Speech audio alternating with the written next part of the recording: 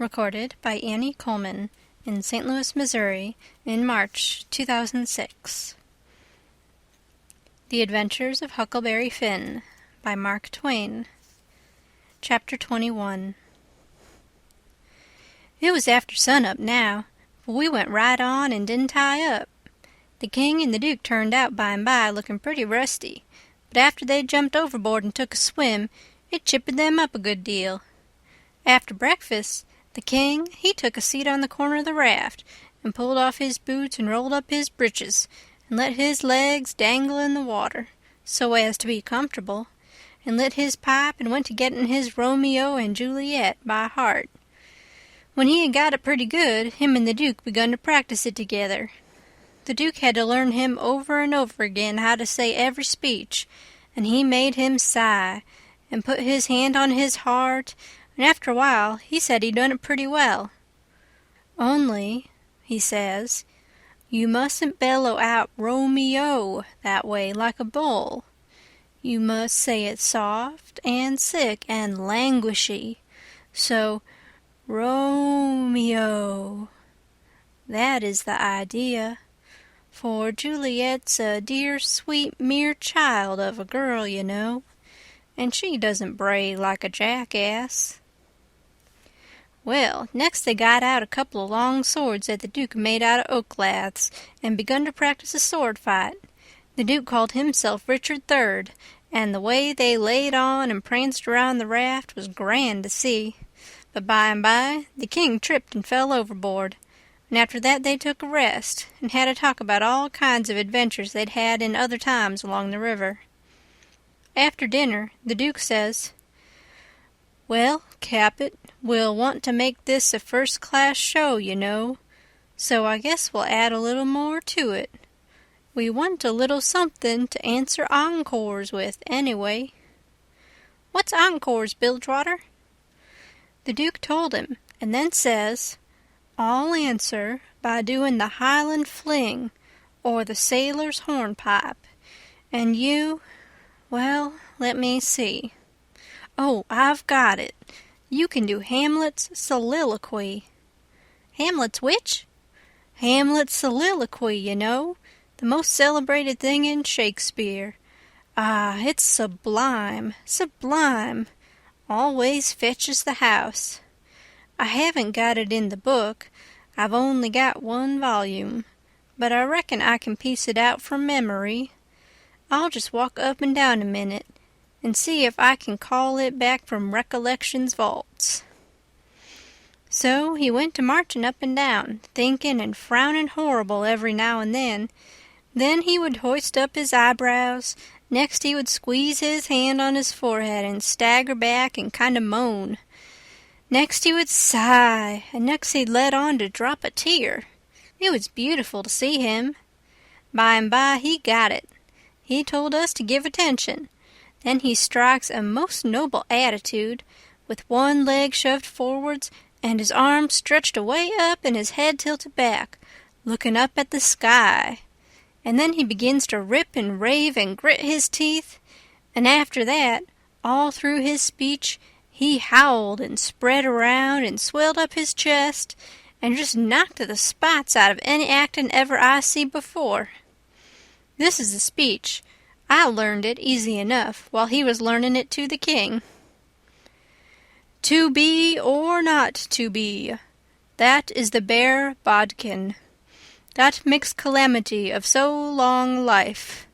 For who would fardels bear till Birnam wood do come to Dunsinane, but that the fear of something after death murders the innocent sleep, great nature's second course, and makes us rather sling the arrows of outrageous fortune than fly to others that we know not of. There's the respect must give us pause. Wake Duncan with thy knocking, I would thou couldst, for who would bear the whips and scorns of time, the oppressor's wrong, the proud man's contumely, the law's delay, and the quietus which his pangs might take in the dead waste and middle of the night, when churchyards yawn in customary suits of solemn black. but that the undiscovered country, from whose bourne no traveller returns, breathes forth contagion on the world, and thus the native hue of resolution, like the poor cat in the adage, is sicklied o'er with care, and all the clouds that lowered o'er our housetops with this regard their currents turn awry, and lose the name of action. 'Tis a consummation devoutly to be wished. But soft, you, the fair Ophelia, ope not thy ponderous and marble jaws, but get thee to a nunnery, go. Well, the old man he liked that speech, and he mighty soon got it so he could do it first rate. It seemed like he was just born for it. When he had his hand in and was excited, it was perfectly lovely, the way he would rip and tear and rair up behind when he was getting it off. The first chance we got, the Duke he had some show bills printed, and after that, for 2 or 3 days as we floated along, the raft was a most uncommon lively place, for there warn't nothing but sword-fighting and rehearsing, as the Duke called it, going on all the time. One morning, when we was pretty well down the state of Arkansas, we come in sight of a little one-horse town in a big bend. So we tied up about 3/4 of a mile above it, in the mouth of a crick which was shut in like a tunnel by the cypress trees, and all of us but Jim took the canoe and went down there to see if there was any chance in that place for our show. We struck it mighty lucky. There was going to be a circus there that afternoon, and the country people was already beginning to come in all kinds of old shackly wagons and on horses. The circus would leave before night, so our show would have a pretty good chance. The Duke, he hired the courthouse, and we went around and stuck up our bills. They read like this: Shakespearean Revival! Exclamation, exclamation, exclamation! Wonderful attraction! Exclamation! For one night only! Exclamation! The world-renowned tragedians, David Garrick the Younger of Drury Lane Theatre, London, and Edmund Kean the Elder of the Royal Haymarket Theatre, Whitechapel, Pudding Lane, Piccadilly, London, and the Royal Continental Theatres, and their sublime Shakespearean spectacle, entitled The Balcony Scene in Romeo and Juliet! Exclamation, exclamation, exclamation! Romeo, Mr. Garrick. Juliet, Mr. Kean. Assisted by the whole strength of the company! Exclamation! New costumes, new scenery, new appointments! Exclamation! Also, the thrilling, masterly, and blood-curdling broadsword conflict in Richard III! Exclamation, exclamation, exclamation! Richard III, Mr. Garrick. Richmond, Mr. Kean. Also, by special request, Hamlet's immortal soliloquy! Exclamation, exclamation! By the illustrious Kean! Exclamation! Done by him 300 consecutive nights in Paris! Exclamation! For one night only, on account of imperative European engagements! Exclamation! Admission 25 cents. Children and servants 10 cents. Then we went loafing around the town. The stores and houses was most all old, shackly, dried-up frame concerns that had never been painted. They was set up 3 or 4 foot above ground on stilts, so as to be out of reach of the water when the river was overflowed. The houses had little gardens around them, but they didn't seem to raise hardly anything in them but Jimson weeds and sunflowers and ash piles, and old curled-up boots and shoes, and pieces of bottles and rags and played-out tinware. The fences was made of different kinds of boards, nailed on at different times, and they leaned every which way, and had gates that didn't generally have but one hinge, a leather one. Some of the fences had been whitewashed some time or another, but the Duke said it was in Columbus's time, like enough. There was generally hogs in the garden, and people driving them out. All the stores was along one street. They had white domestic awnings in front, and the country people hitched their horses to the awning posts. There was empty dry goods boxes under the awnings, and loafers roosting on them all day long, whittling them with their barlow knives, and chawing tobacco, and gaping and yawning and stretching. A mighty ornery lot. They generally had on yellow straw hats, most as wide as an umbrella, but didn't wear no coats nor waistcoats. They called one another Bill and Buck and Hank and Joe and Andy, and talked lazy and drawly, and used considerable many cuss words. There was as many as one loafer leaning up against every awning post, and he most always had his hands in his breeches pockets, except when he fetched them out to lend a chaw of tobacco or scratch. What a body was hearing amongst them all the time was, "Gimme a chaw of your tobaccer, Hank." "'Tain't, I hain't got but one chaw left. Ask Bill." Maybe Bill, he gives him a chaw. Maybe he lies and says he ain't got none. Some of them kinds of loafers never has a cent in the world, nor a chaw of tobacco of their own, but they get all their chawing by borrowing. They say to a fella, "I wisht you'd lend me a chaw, Jack. I just this minute gave Ben Thompson the last chaw I had," which is a lie pretty much every time. It don't fool nobody but a stranger. But Jack ain't no stranger, so he says, "You give him a chaw, did you? So did your sister's cat's grandmother. You pay me back the chaws you've already borrowed off of me, Leif Buckner, then I'll loan you 1 or 2 ton of it, and won't charge you no back interest nuther." "Well, I did pay you back some of it onct." "Yes, you did, 'bout 6 chaws. You borrowed store tobacco and paid back niggerhead." Store tobacco is flat black plug, but these fellows mostly chaws the natural leaf twisted. When they borrow a chaw, they don't generally cut it off with a knife, but set the plug in between their teeth, and gnaw with their teeth and tug at the plug with their hands till they get it in two. And sometimes the one that owns the tobacco looks mournfully at it when it's handed back, and says sarcastic, "Here, give me the chaw and you take the plug." All the streets and lanes was just mud. There weren't nothing else but mud. Mud as black as tar and nigh about a foot deep in some places, and 2 or 3 inches deep in all the places.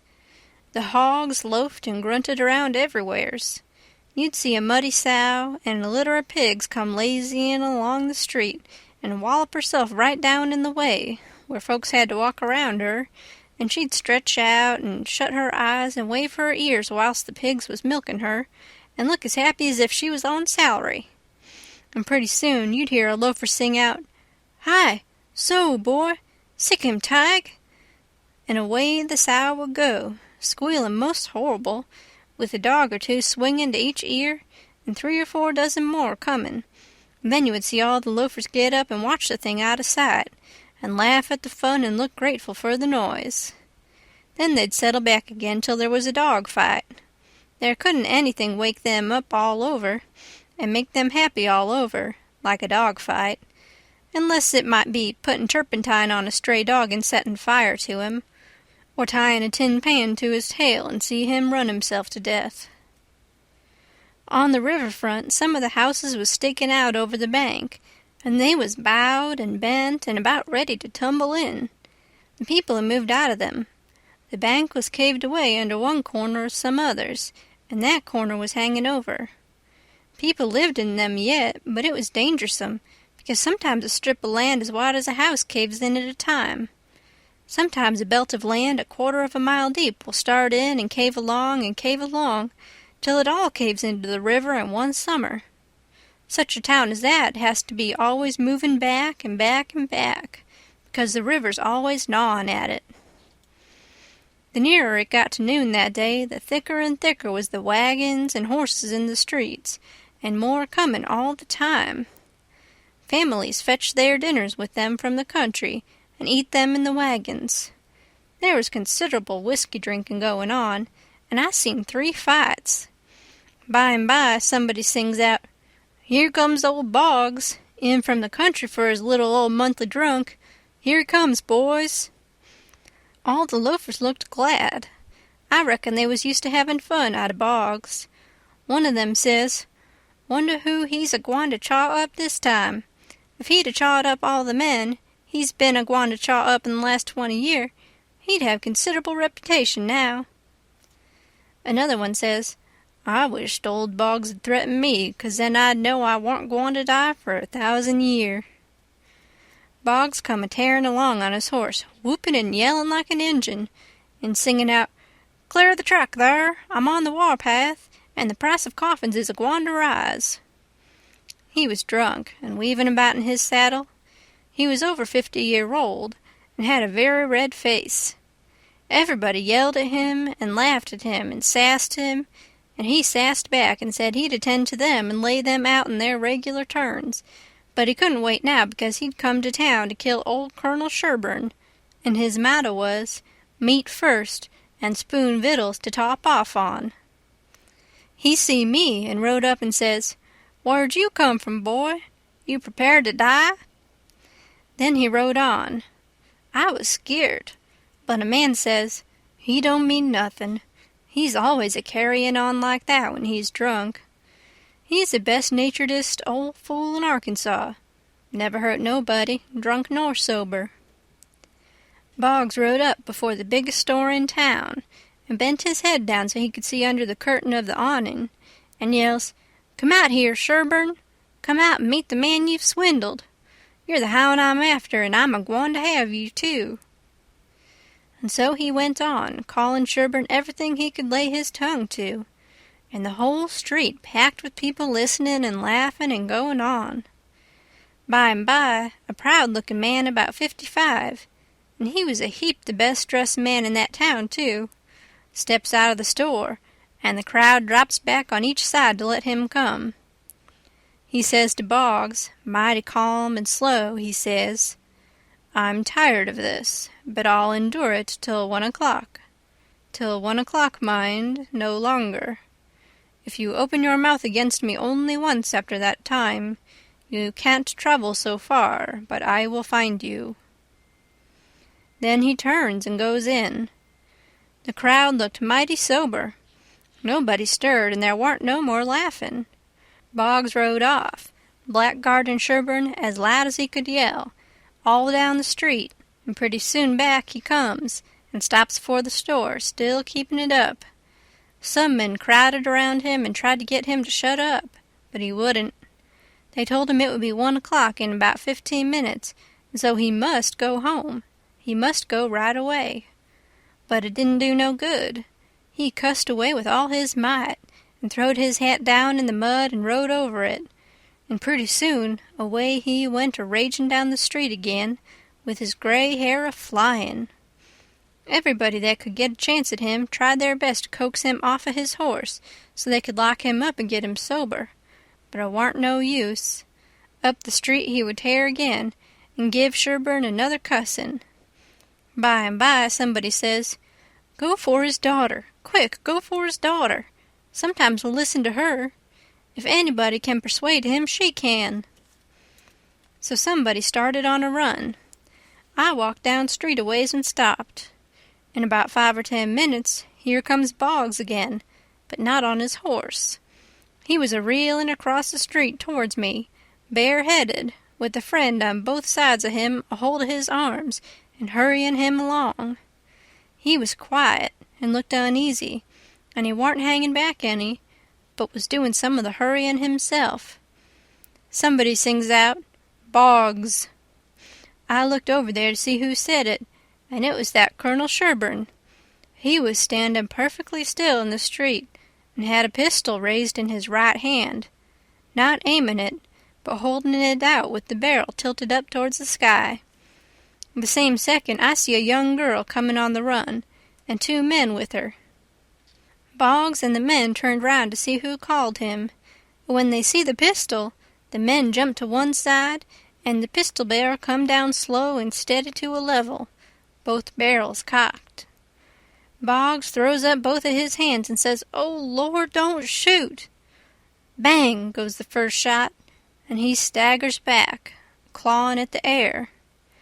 Bang goes the second one, and he tumbles backward onto the ground, heavy and solid with his arms spread out. That young girl screamed out and comes rushing, and down she throws herself on her father, crying and saying, "Oh, he's killed him! He's killed him!" The crowd closed up around them and shouldered and jammed one another with their necks stretched, trying to see, and people on the inside trying to shove them back and shouting, "Back, back! Give him air! Give him air!" Colonel Sherburne, he tossed his pistol onto the ground and turned around on his heels and walked off. They took Boggs to a little drug-store, the crowd pressing around just the same, and the whole town following, and I rushed and got a good place at the window, where I was close to him and could see in. They laid him on the floor and put one large Bible under his head and opened another one and spread it on his breast, but they tore open his shirt first, and I seen where one of the bullets went in. He made about a dozen long gasps, his breast a-lifting the Bible up when he drawed in his breath, and letting it down again when he breathed it out. And after that, he laid still. He was dead. Then they pulled his daughter away from him, screaming and crying, and took her off. She was about 16, and very sweet and gentle-looking, but awful pale and scared. Well, pretty soon the whole town was there, squirming and scrouging and pushing and shoving to get at the window and have a look, but people that had the places wouldn't give them up, and folks behind them was saying all the time, "Say now, you've looked enough, you fellas. 'Tain't right and 'tain't fair for you to stay there all the time, never give nobody chance. Other folks has their rights as well as you." There was considerable jawing back, so I slid out, thinking maybe there was going to be trouble. The streets was full, and everybody was excited. Everybody that seen the shooting was telling how it happened, and there was a big crowd packed around each one of these fellas, stretching their necks and listening. One long, lanky man with long hair and a big white fur stovepipe hat on the back of his head and a crooked-handled cane marked out the places on the ground where Boggs stood and where Sherburne stood, and the people following him around from one place to the other and watching everything he done, and bobbing their heads to show they understood, and stooping a little and resting their hands on their thighs to watch him mark the places on the ground with his cane. And then he stood up straight and stiff where Sherburne had stood, frowning and having his hat brimmed down over his eyes, and sung out, "Boggs," and then fetched his cane down slow to a level, and says, "Bang!" Staggered backwards, says, "Bang!" again, and fell down flat on his back. The people that had seen the thing said he done it perfect, said it was just exactly the way it all happened. Then as much as a dozen people got out their bottles and treated him. Well, by and by somebody said Sherburne ought to be lynched. In about a minute everybody was saying it, so away they went, mad and yelling, and snatching down every clothesline they come to do the hanging with. End of chapter 21. Recorded by Annie Coleman in St. Louis, Missouri in March 2006. The Adventures of Huckleberry Finn by Mark Twain. Chapter 22. They swarmed up towards Sherburne's house, a-whooping and raging like Injuns, and everything had to clear the way or get run over and tromped to mush, and it was awful to see. Children was heeling it ahead of the mob, screaming and trying to get out of the way, and every window along the road was full of women's heads, and there was nigger boys in every tree, and bucks and wenches looking over every fence, and as soon as the mob would get nearly to them, they would break and scattle back out of reach. Lots of the women and girls was crying and taking on, scared most to death. They swarmed up in front of Sherburne's palings as thick as they could jam together, and you couldn't hear yourself think for the noise. It was a little 20-foot yard. Some sung out, "Tear down the fence! Tear down the fence!" Then there was a racket of ripping and tearing and smashing, and down she goes, and the front wall of the crowd begins to roll in like a wave. Just then Sherburne steps out onto the roof of his little front porch with a double-barrel gun in his hand and takes his stand, perfectly calm and deliberate, not saying a word. The racket stopped, and the waves sucked back. Sherburne never said a word, just stood there looking down.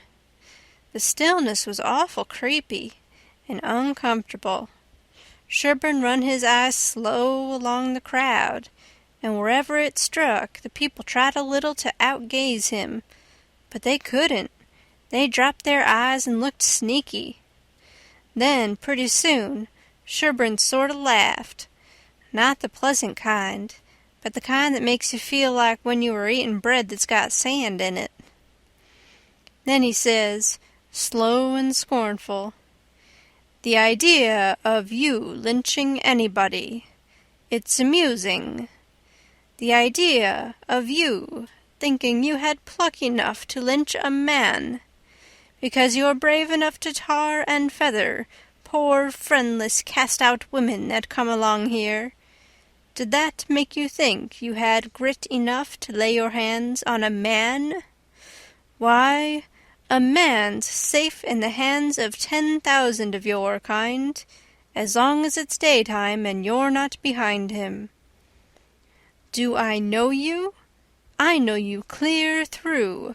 Was born and raised in the South, and I've lived in the North, so I know the average all around. The average man's a coward. In the North, he lets anybody walk over him that wants to, and goes home and prays for a humble spirit to bear it. In the South, one man all by himself has stopped a stage full of men in the daytime and robbed the lot. Your newspapers call you a brave people, so much that you think you are braver than any other people, whereas you're just as brave, and no braver. Why don't your juries hang murderers? Because they're afraid the man's friends will shoot them in the back, in the dark, and it's just what they would do. So they always acquit, and then a man goes in the night with 100 masked cowards at his back and lynches the rascal. Your mistake is that you didn't bring a man with you. That's one mistake. And the other is that you didn't come in the dark and fetch your masks. You brought part of a man, Buck Harkness there, and if you hadn't had him to start you, you'd 'a' taken it out in blowing. You didn't want to come. The average man don't like trouble and danger. You don't like trouble and danger. But if only half a man, like Buck Harkness there, shouts, 'Lynch him, you're afraid to back down, afraid you'll be found out to be what you are. Cowards. And so you raise a yell and hang yourselves on to that half-a-man's coat-tail, and come raging up here swearing what big things you're going to do. The pitifullest thing out is a mob. That's what an army is, a mob. They don't fight with courage that's born in them, but with courage that's borrowed from their mass and from their officers. But a mob without any man at the head of it is beneath pitifulness.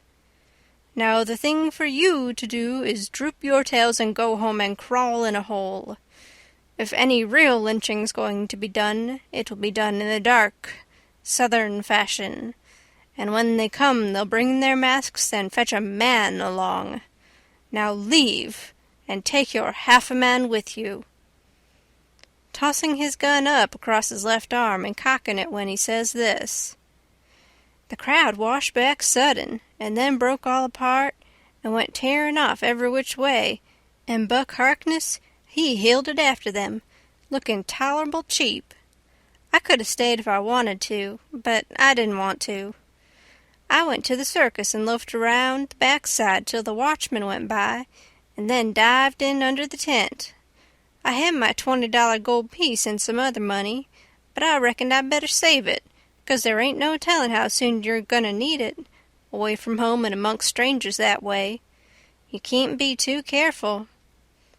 I ain't opposed to spending money on circuses when there ain't no other way, but there ain't no use in wasting it on them. It was a real bully circus. It was the splendidest sight that ever was when they all come riding in, 2 and 2, a gentleman and lady side by side, the men just in their drawers and undershirts, and no shoes nor stirrups, and resting their hands on their thighs, easy and comfortable. There must have been 20 of 'em, and every lady with a lovely complexion, and perfectly beautiful, and looking just like a gang of real sure-enough queens, and dressed in clothes that cost millions of dollars, and just littered with diamonds. It was a powerful fine sight. I never see anything so lovely. And then one by one they got up and stood, and went a-weaving around the ring, so gentle and wavy and graceful, the men looking ever so tall and airy and straight, with their heads bobbing and skimming along, away up there under the tent roof, and every lady's rose-leafy dress flapping soft and silky round her hips, and she looking like the most loveliest parasol. And then faster and faster they went, all of them dancing, first one foot out in the air and then the other, the horses leaning more and more, and the ringmaster going round and round the center pole, cracking his whip and shouting, "Hi! Hi!" and the clown cracking jokes behind him. And by all hands dropped the reins, and every lady put her knuckles on her hips, and every gentleman folded his arms, and then how the horses did lean over and hump themselves. And so one after the other they all skipped off into the ring, and made the sweetest bow I ever see, and then scampered out, and everybody clapped their hands and went just about wild. Well, all through the circus they done the most astonishing things, and all the time that clown carried on so it most killed the people. The ringmaster couldn't ever say a word to him, but he was back at him quick as a wink with the funniest things a body ever said, and how he ever could think of so many of them, and so sudden and so pat, was what I couldn't no way understand. Why, I couldn't have thought of them in a year, and by, a drunk man tried to get into the ring, said he wanted to ride, said he could ride as well as anybody that ever was. They argued and tried to keep him out, but he wouldn't listen, and the whole show come to a standstill. Then the people begun to holler at him and make fun of him, and that made him mad, and he begun to rip and tear, so that stirred up the people, and a lot of men begun to pile down off of the benches and swarm towards the ring, saying, "Knock 'em down! Throw 'em out!" And 1 or 2 women begun to scream. So then the ringmaster he made a little speech and said he hoped there wouldn't be no disturbance, and if the man would promise he wouldn't make no more trouble, he would let him ride if he thought he could stay on the horse. So everybody laughed and said all right, and the man got on.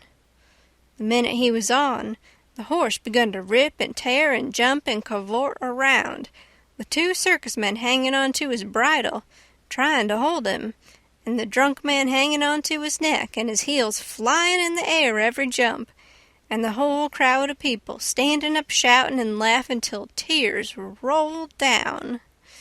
And alas, sure enough, all the circus men could do, the horse broke loose, and away he went like the very nation, round and round the ring with that sot laying down on him and hanging to his neck, with first one leg hanging most to the ground on one side, and then the other one on the other side, and the people just crazy.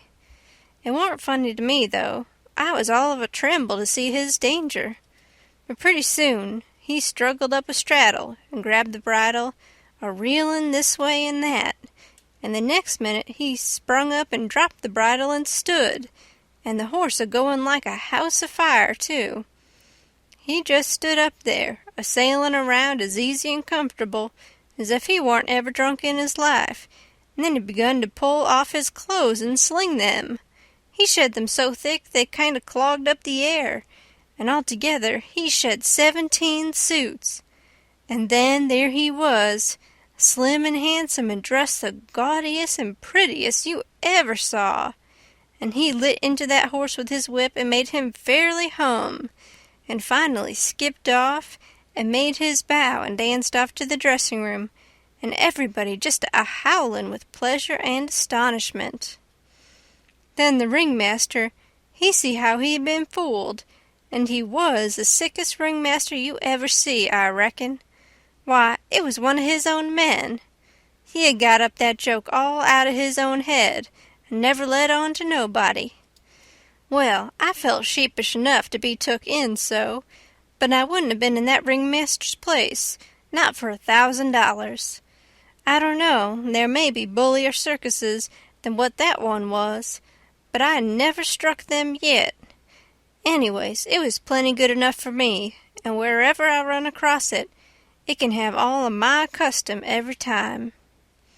Well, that night we had our show, but there warn't only about 12 people there, just enough to pay expenses, and they laughed all the time, and that made the Duke mad, and everybody left anyway before the show was over, but one boy, which was asleep. So the Duke said these Arkansas lunkheads couldn't come up to Shakespeare. What they wanted was low comedy, and maybe something ruther worse than low comedy, he reckoned. He said he could size their style. So next morning he got some big sheets of wrapping paper and some black paint and drawed off some handbills and stuck them up all over the village.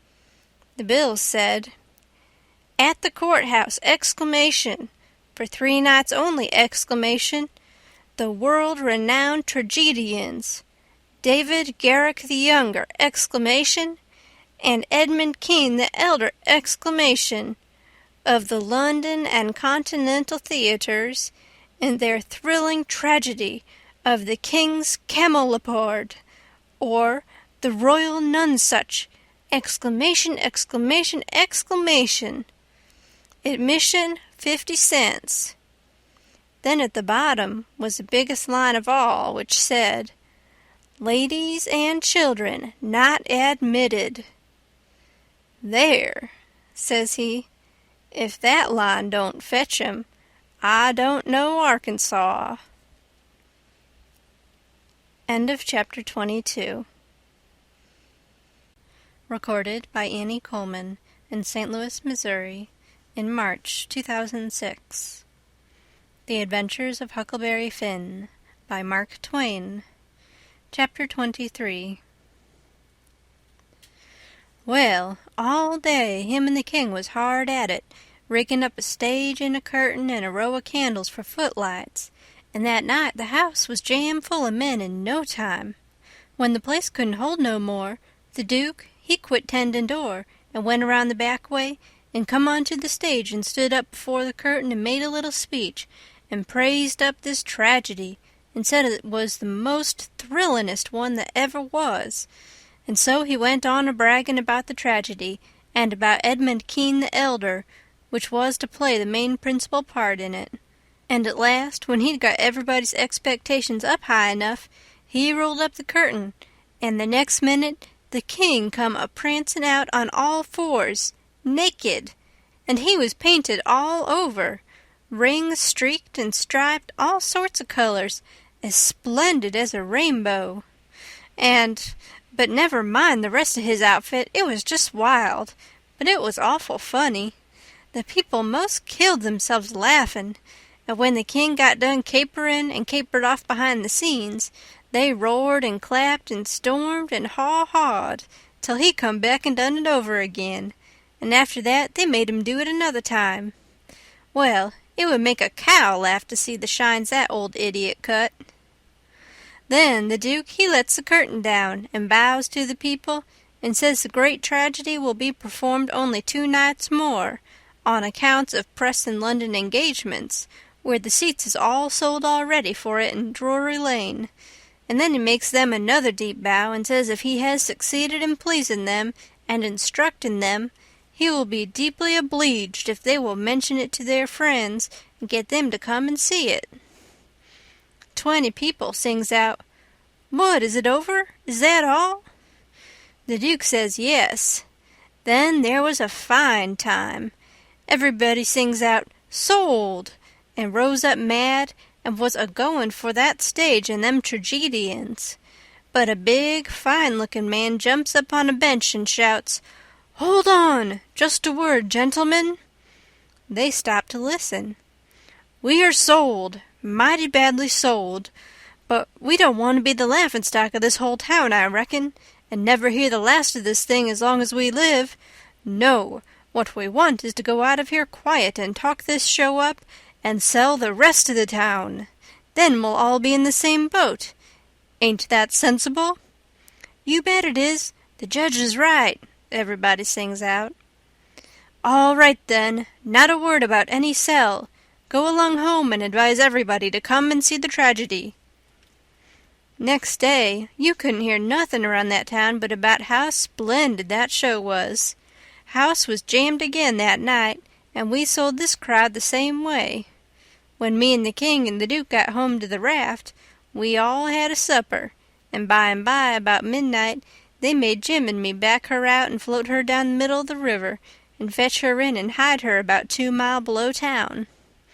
The third night the house was crammed again, and they warn't newcomers this time, but people that was at the show the other 2 nights. I stood by the duke at the door, and I see that every man that went in had his pockets bulgin' or something muffled up under his coat, and I see it weren't no perfumery neither, not by a long sight. I smelt sickly eggs by the barrel, and rotten cabbages and such things, and if I know the signs of a dead cat being around, and I bet I do, there was 64 of them went in. I shoved in there for a minute, but it was too various for me. I couldn't stand it. Well, when the place couldn't hold no more people, the Duke, he give a fella a quarter and told him to tend door for a minute, and then he started around for the stage door, I after him.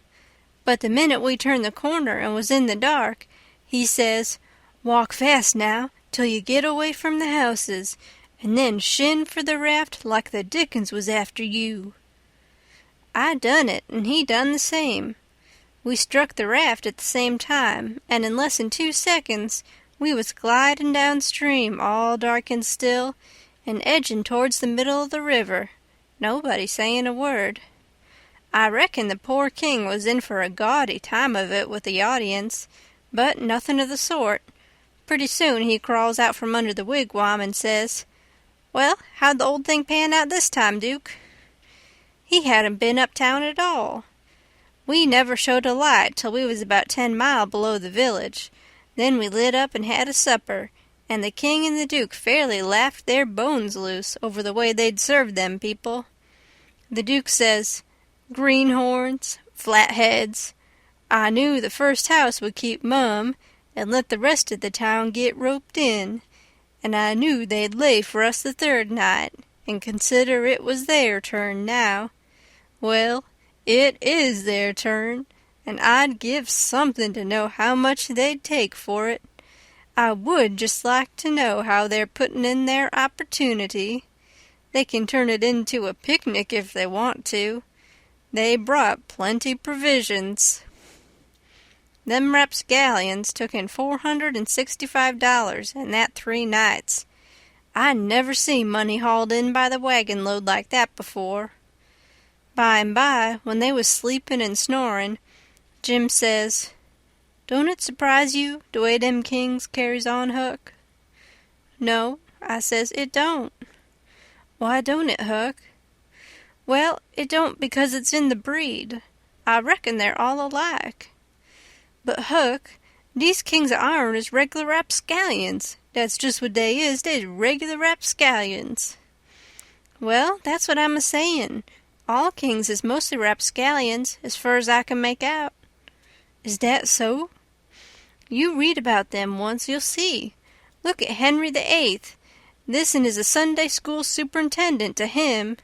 And look at Charles II, and Louis XIV, and Louis XV, and James II, and Edward II, and Richard III, and 40 more, besides all them Saxton heptarchies that used to rip around so in old times and raise Cain.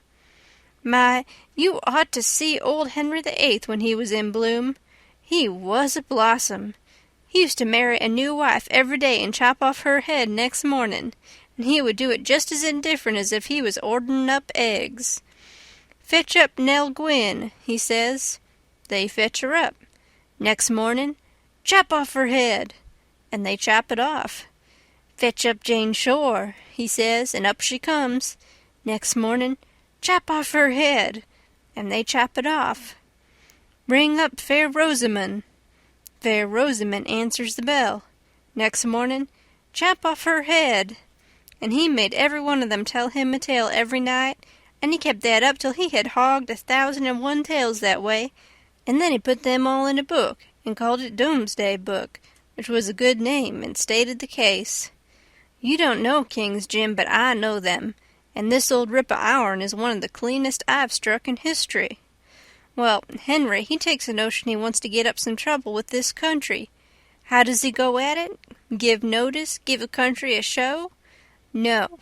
All of a sudden, he heaves all the tea in Boston Harbor overboard and whacks out a Declaration of Independence and dares them to come on. That was his style. He never give anybody a chance. He had suspicions of his father, the Duke of Wellington. Well, what did he do? Ask him to show up? No. Drownded him in a butt of Mamsie, like a cat. Suppose people left money laying around where he was. What did he do? He collared it. Suppose he contracted to do a thing and you paid him and didn't sit down there and see that he done it. What did he do? He always done the other thing. Suppose he opened his mouth. What then? If he didn't shut it up powerful quick, he'd lose a lie every time. That's a kind of a bug, Henry was, and if we'd had him along 'stead of our kings, he'd have fooled that town a heap worse than ourn done. I don't say that ourn is lambs, because they ain't, when you come right down to the cold facts, but they ain't nothing to that old ram anyway. All I say is, kings is kings, and you got to make allowances. Take them all round, they're a mighty ornery lot. It's the way they're raised. But this one do smell so like donation, Huck. Well, they all do, Jim. We can't help the way a king smells. History don't tell no way. Now, the Duke, he's a tolerable likely man in some ways. Yes, the Duke's different, but not very different. This one's a middlin' hard lot for a Duke. When he's drunk, there ain't no nearsighted man could tell him from a king. Well, anyways, I don't hanker for no more'n 'em, Huck. These is all I can stand. It's the way I feel too, Jim, but we've got them on our hands, and we got to remember what they are and make allowances. Sometimes I wish we could hear of a country that's out of kings. What was the use to tell Jim these warn't real kings and dukes? It wouldn't have done no good, and besides, it was just as I said. You couldn't tell them from the real kind. I went to sleep, and Jim didn't call me when it was my turn. He often done that. When I waked up, just at daybreak, he was sittin' there with his head down betwixt his knees, moanin' and mournin' to himself. I didn't take notice nor let on. I knowed what it was about. He was thinking about his wife and his children away up yonder, and he was low and homesick, because he hadn't ever been away from home before in his life, and I do believe he cared just as much for his people as white folks does for their'n. It don't seem natural, but I reckon it's so. He was often moanin' and mournin' that way nights when he judged I was asleep, and sayin', "Po' little Elizabeth, po' little Johnny, it's mighty hard. I s'pect I ain't ever gwine to see you no mo', no mo'." He was a mighty good nigger, Jim was. But this time I somehow got to talking to him about his wife and young ones, and by he says, "What makes me feel so bad this time is because I hear something over yonder on the bank like a whack or a slam, while ago, and it mind me of the time I treat my little Elizabeth so ornery. She warn't only 'bout 4 year old, and she took the scarlet fever, and had a powerful rough spell, but she got well, and one day she was a-standing round, and I says to her, I says, 'Shut the door.' She never done it, just stood there, kinder smiling up at me. It made me mad, and I says again, mighty loud, I says, "Don't you hear me? Shut the door." She just stood the same way, kinder smiling up. I was a-bilin'. I says, "I lay I make you mine." And wid dat I fetch her a slap side the head dat sent her a-sprawlin'. Den I went into the other room, and is gone 'bout 10 minutes, and when I come back, dere was dat door standin' open yit, and dat child standin' most right in it, a-lookin' down and mournin', and de tears runnin' down. My, but I was mad. I was a-gwine for de child, but just den, it was a door dat opened innards. Just den, long come de wind and slam it to behind de child. Kerblam! And my land, de child never move.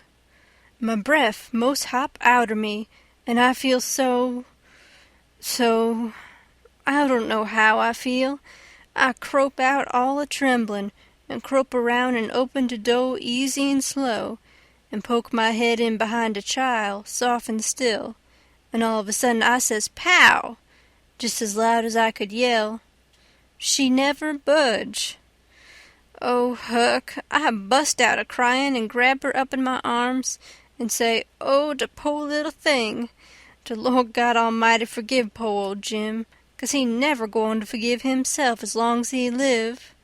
Oh, she was plumb deaf and dumb, Huck, plumb deaf and dumb, and I'd been a-treatin' her so. End of chapter 23.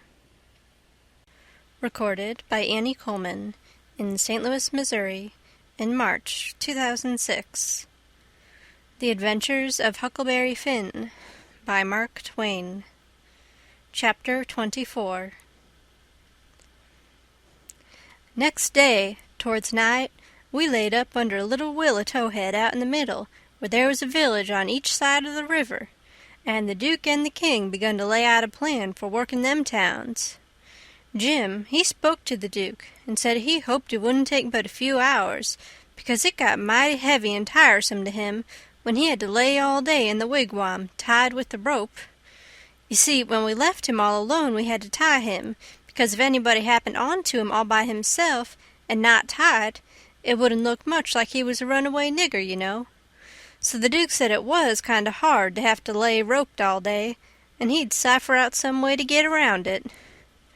He was uncommon bright, the Duke was, and he soon struck it. He dressed Jim up in the King Lear's outfit. It was a long curtain calico gown, and a white horsehair wig and whiskers, and then he took his theater paint and painted Jim's face and hands and ears and neck all over a dead, dull, solid blue, like a man that's been drownded 9 days. Blamed if he warn't the horriblest-looking outrage I ever see. Then the Duke took and wrote out a sign on a shingle, so, "Sick Arab, but harmless when not out o' his head."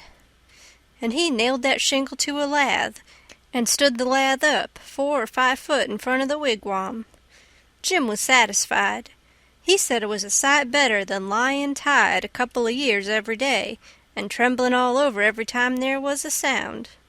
The Duke told him to make himself free and easy, and if anybody ever come meddling round, he must hop out of the wigwam and carry on a little, and fetch a howl or two like a wild beast, and he reckoned they would light out and leave him alone. Which was sound enough judgment, but you take the average man, and he wouldn't wait for him to howl. Why, he didn't only look like he was dead, he looked considerable more than that. These rapscallions wanted to try the Nonsuch again, because there was so much money in it, but they judged it wouldn't be safe, because maybe the news might have worked along down by this time.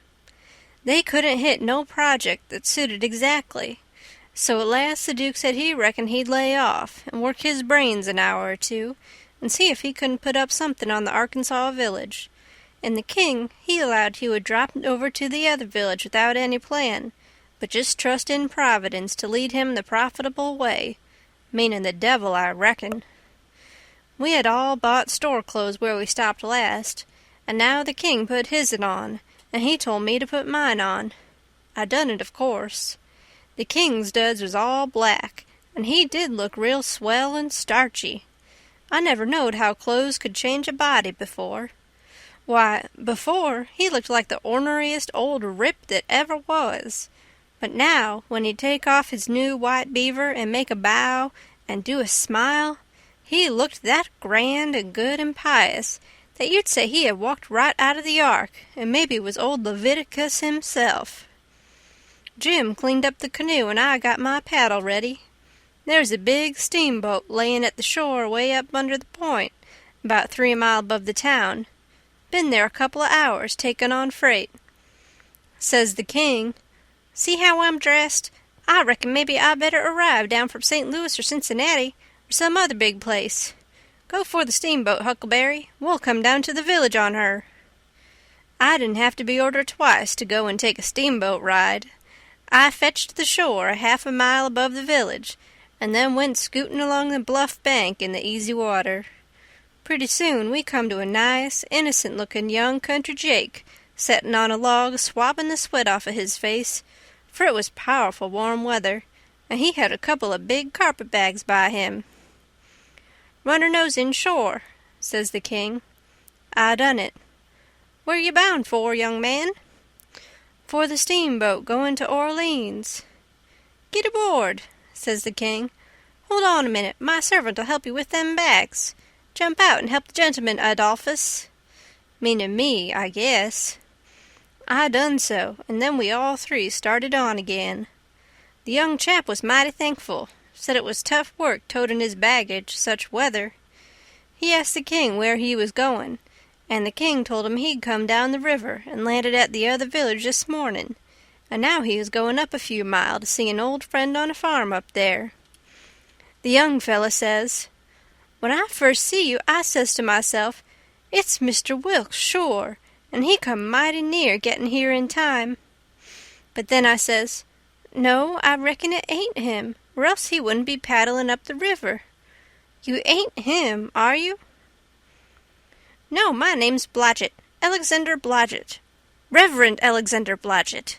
I suppose I must say as I'm one of the Lord's poor servants, but still I'm just as able to be sorry for Mr. Wilkes for not arriving in time, all the same, if he's missed anything by it, which I hope he hasn't." "Well, he didn't miss any property by it, because he'll get that all right, but he's missed seeing his brother Peter die, which he mayn't mind, nobody can tell as to that, but his brother would have give anything in this world to see him before he died. Never talked about nothing else all these 3 weeks. Hadn't seen him since they was boys together. I hadn't seen his brother William at all. That's the deaf and dumb one. William ain't more than 30 or 35. Peter and George were the only ones that come out here. George was the married brother. Him and his wife both died last year. Harvey and William's the only ones that's left now, and as I was saying, they haven't got here in time." "Did anybody send 'em word?" "Oh, yes, a month or 2 ago, when Peter was first took, because Peter said then that he sorter felt like he warn't going to get well this time.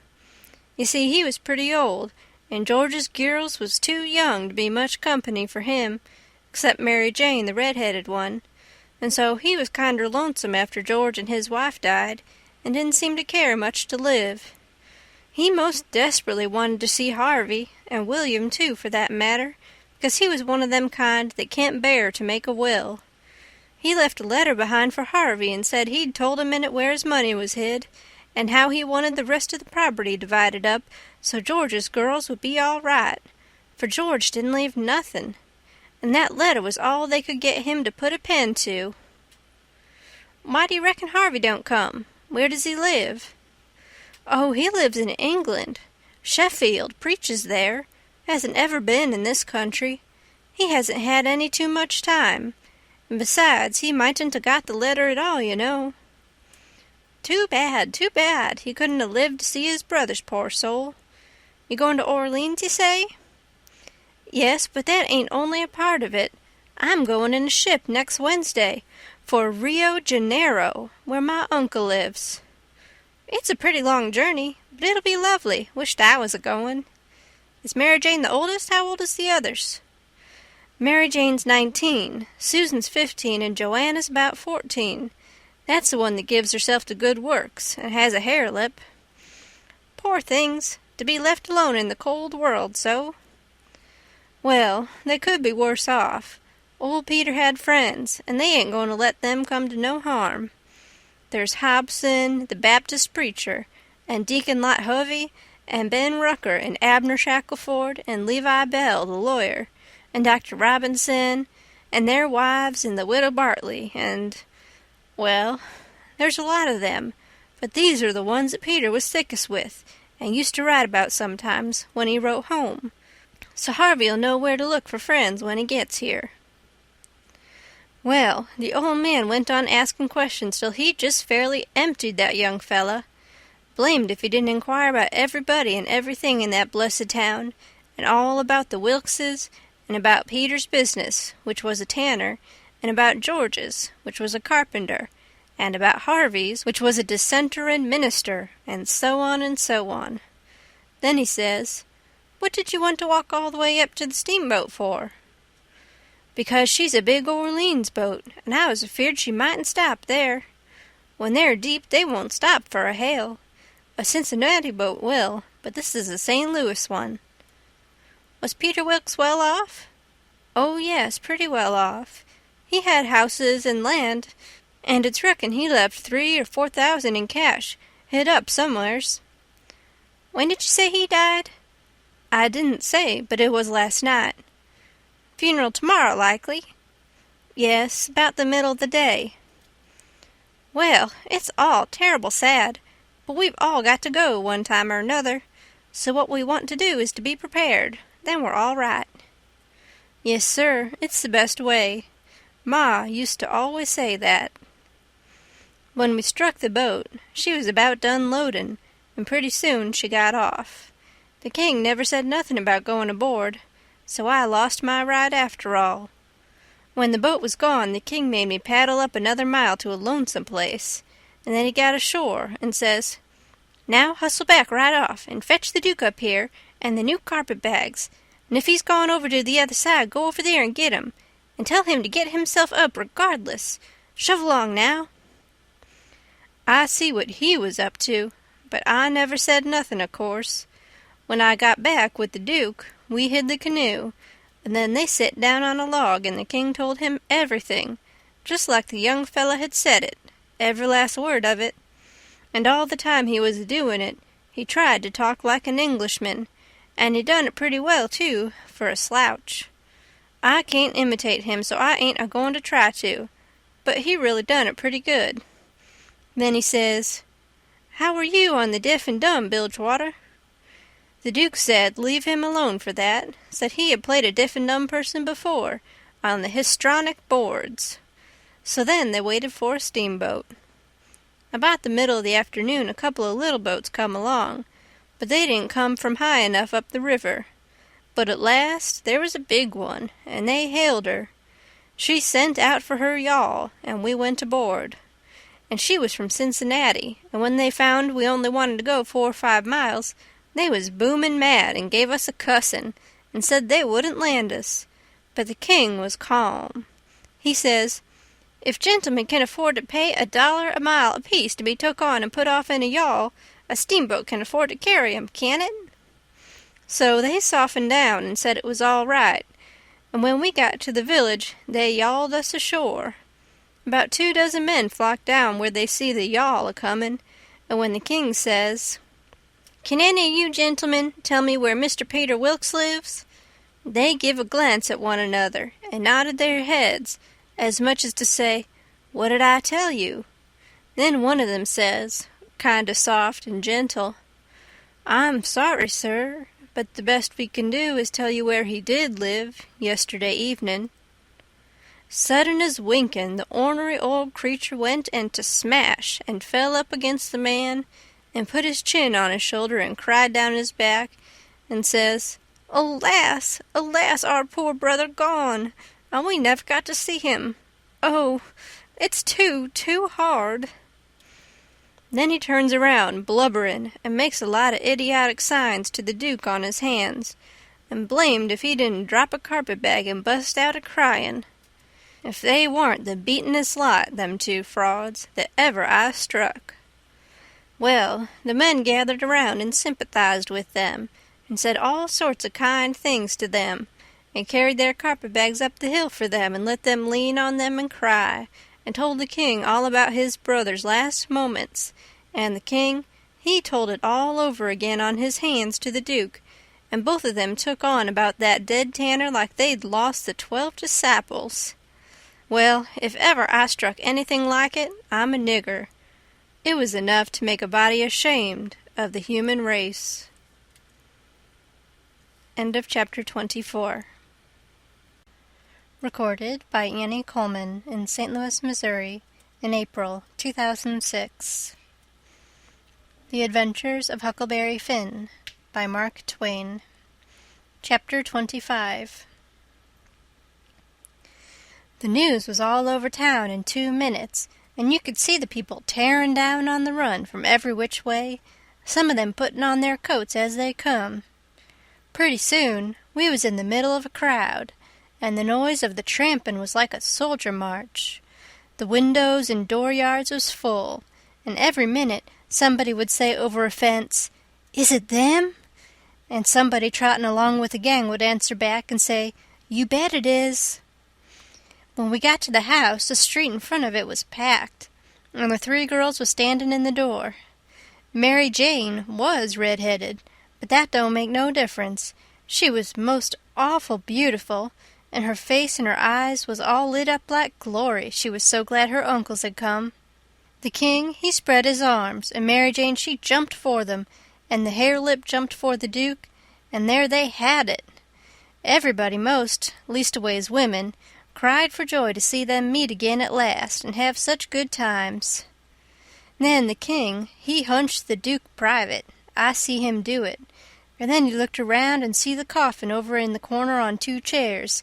So then him and the Duke, with a hand across each other's shoulder and the other hand to their eyes, walked slow and solemn over there, everybody dropping back to give them room, and all the talk and noise stopping, people saying, "Shh," and all the men taking their hats off and drooping their heads so you could 'a' heard a pin fall. And when they got there, they bent over and looked in the coffin and took one sight, and then they bust out a-crying so you could 'a' heard them to Orleans most, and then they put their arms round each other's necks and hung their chins over each other's shoulders, and then for 3 minutes, or maybe 4, I never see 2 men leak the way they done. And mind you, everybody was doing the same, and the place was that damp I never see anything like it. Then one of them got on one side of the coffin and the other on the other side, and they kneeled down and rested their foreheads on the coffin and let on to pray all to themselves. Well, when it come to that, it worked the crowd like you never see anything like it, and everybody broke down and went to sobbing right out loud. The poor girls, too, and every woman nearly went up to the girls without saying a word and kissed them, solemn on the forehead, and then put their hand on their head and looked up towards the sky with the tears running down, and then busted out and went off sobbing and swabbing, and give the next woman a show. I never see anything so disgusting.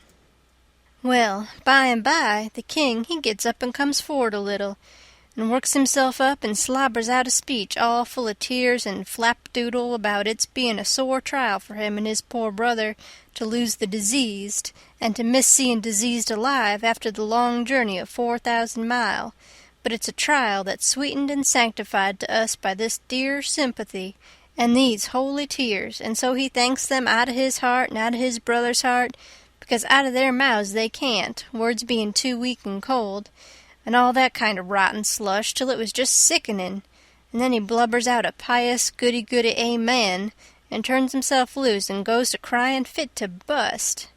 And the minute the words were out of his mouth, somebody over in the crowd struck up the doxologer, and everybody joined in with all their might, and it just warmed you up and made you feel as good as church letting out. Music is a good thing, and after all that soul butter and hogwash, I never see it freshen up things so, and sound so honest and bully. Then the king begins to work his jaw again, and says how him and his nieces would be glad if a few of the main principal friends of the family would take supper here with them this evening, and help set up with the ashes of the deceased, and says if his poor brother layin' yonder could speak, he knows who he would name, for they was names that was very dear to him, and mentioned often in his letters, and so he will name the same, to wit, as follows, viz., Reverend Mr. Hobson, and Deacon Lot Hovey, and Mr. Ben Rucker, and Abner Shackelford, and Levi Bell, and Dr. Robinson, and their wives, and the widow Bartley. Reverend Hobson and Dr. Robinson was down to the end of the town a-hunting together. That is, I mean the doctor was shipping a sick man to the other world, and the preacher was p'inting him right. Lawyer Bell was away up to Louisville on business, but the rest was on hand, so they all come and shook hands with the king and thanked him and talked to him, and then they shook hands with the Duke and didn't say nothing, but just kept a-smiling and bobbing their heads like a passel of sapheads, whilst he made all sorts of signs with his hands and said goo-goo, goo-goo-goo all the time, like a baby that can't talk. So the king he blattered on and managed to inquire about pretty much everybody and dog in town by his name, and mentioned all sorts of little things that happened one time or another in the town, or to George's family, or to Peter, and he always let on that Peter wrote him the things, but that was a lie. He got every blessed one of them out of that young flathead that we canoed up to the steamboat. Then Mary Jane, she fetched the letter her father left behind, and the king he read it out loud and cried over it. It give the dwellin'-house and $3,000 gold to the girls, and it give the tan-yard, which was doing a good business, along with some other houses and land, worth about $7,000, and $3,000 in gold to Harvey and William, and told where the $6,000 cash was hid down cellar. So these two frauds said they'd go and fetch it up and have everything square and above board, and told me to come with a candle. We shut the cellar door behind us, and when they found the bag, they spilt it out on the floor, and it was a lovely sight, all them yaller boys. My, the way the king's eyes did shine! He slaps the Duke on the shoulder and says, "Oh, this ain't bully nor nothing. Oh, no, I reckon not. Why, Billy, it beats the Nonsuch, don't it?" The Duke allowed it did. They pawed the yaller boys, and sifted them through their fingers and let them jingle down on the floor, and the king says, "It ain't no use talking, being brothers to a rich dead man, and representatives of furrin heirs that's got left is the line for you and me, Bilge. This yer comes a trustin' to Providence. It's the best way in the long run. I've tried 'em all, and there ain't no better way." Most everybody would have been satisfied with the pile and took it on trust, but no, they must count it. So they counts it, and it comes out $415 short. Says the king, "Darn him, I wonder what he done with that $415. They worried over that a while and ransacked all around for it. Then the Duke says, "Well, he was a pretty sick man, and likely he made a mistake. I reckon that's the way of it. The best way's to let it go and keep still about it. We can spare it." "Oh, shucks, yes, we can spare it. I don't care nothing about that. It's the count I'm thinking about. We want to be awful square and open and above board here, you know. We want to lug this here money upstairs and count it before everybody. Then there ain't nothing suspicious. But when the dead men says there's $6,000, you know we don't want to—" "Hold on," says the Duke. "Let's make up the deficit." And he begun to haul out yeller boys out of his pocket. "It's a most amazing idea, Duke. You have got a rattling clever head on you," says the king. "Blest if the old Nonsuch ain't a-helping us out again." And he begun to haul out yaller jackets and stack them up. It most busted them, but they made up the $6,000 clean and clear.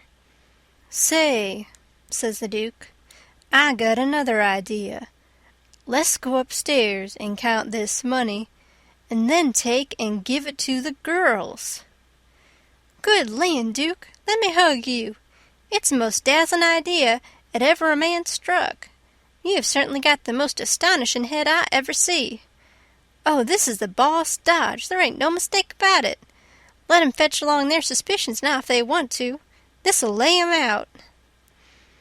When we got upstairs, everybody gathered around the table, and the king he counted it and stacked it up, $300 in a pile, 20 elegant little piles. Everybody looked hungry at it and licked their chops. Then they raked it into the bag again, and I see the king begin to swell himself up for another speech.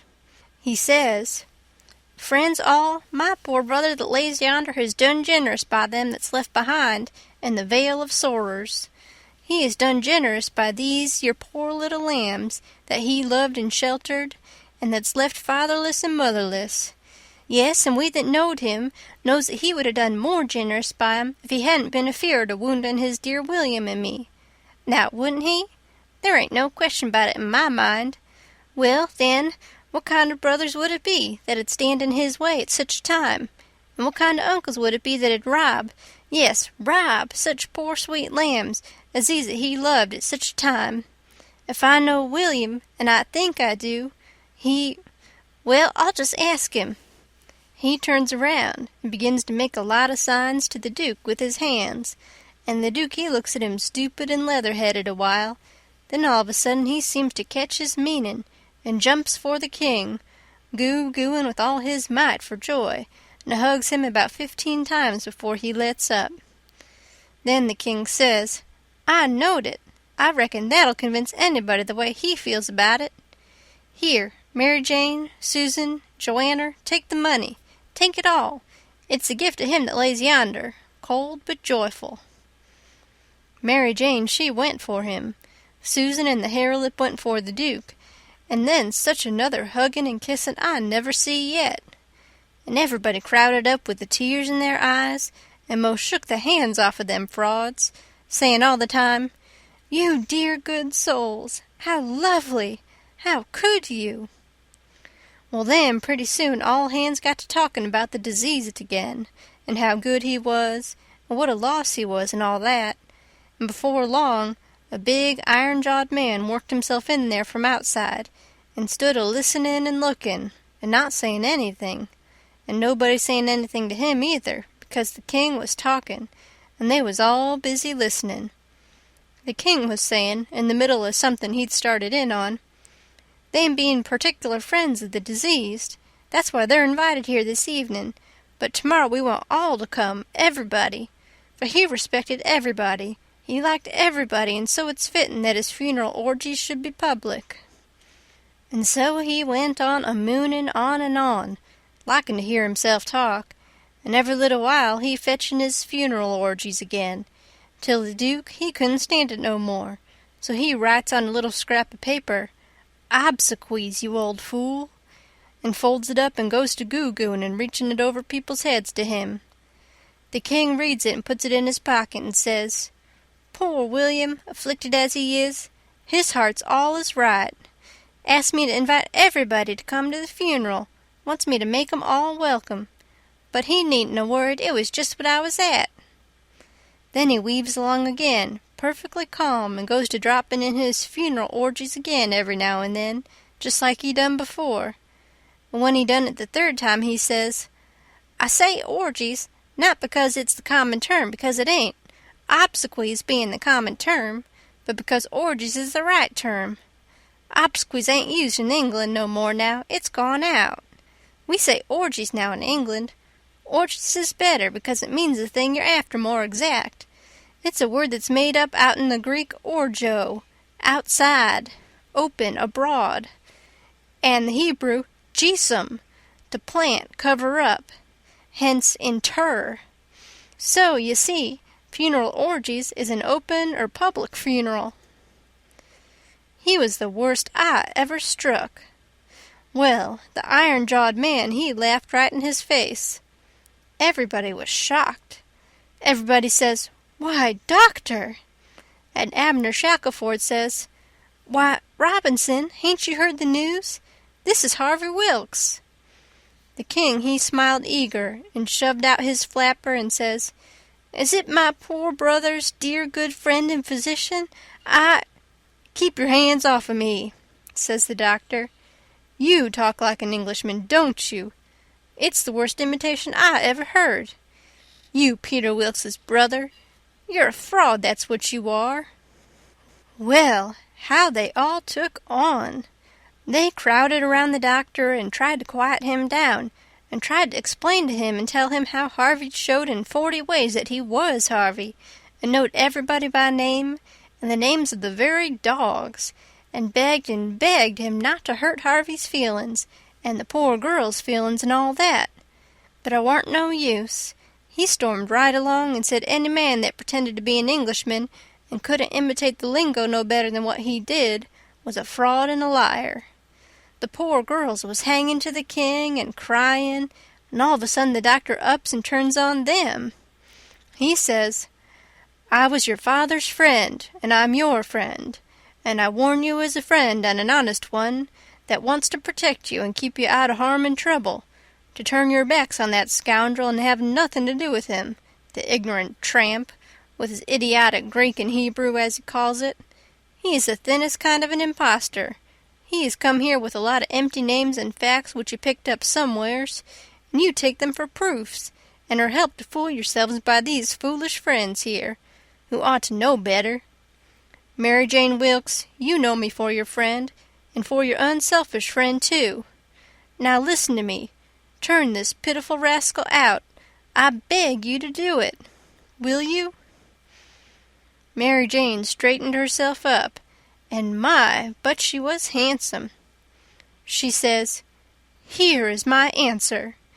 She hove up the bag of money and put it in the king's hands and says, "Take the $6,000 and invest for me and my sisters any way you want to, and don't give us no receipt for it." Then she put her arm around the king on one side, and Susan and the Harelip done the same on the other. Everybody clapped their hands and stomped on the floor like a perfect storm, whilst the king held up his head and smiled proud. The doctor says, "All right, I wash my hands of the matter, but I warn you all that a time's coming when you're going to feel sick whenever you think of this day." And away he went. "All right, doctor," says the king, kinder mocking him.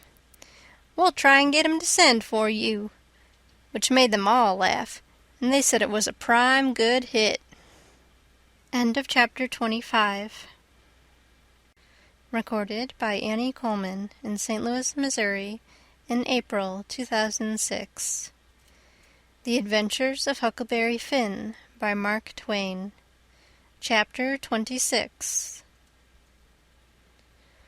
Well, when they was all gone, the king, he asked Mary Jane how they was off for spare rooms, and she said she had one spare room which would do for Uncle William, and she'd give her own room to Uncle Harvey, which was a little bigger, and she would turn into the room with her sisters and sleep on a cot, and up garret was a little cubby with a pallet in it.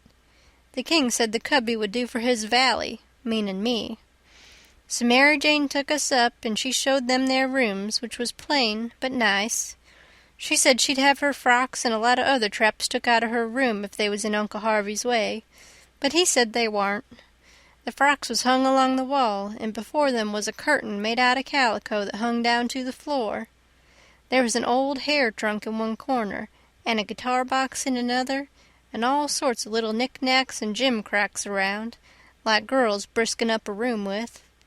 The king said it was all the more homely and more pleasanter for these fixin's, and so don't disturb them. The Duke's room was pretty small, but plenty good enough, and so was my cubby.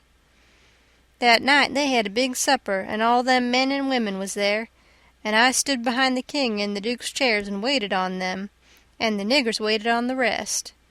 Mary Jane, she sat at the head of the table with Susan alongside of her, and said how bad the biscuits was, and how mean the preserves was, and how ornery and tough the fried chickens was, and all that kind of rot, the way women always do for to force out compliments, and the people all knowed everything was tip-top and said so.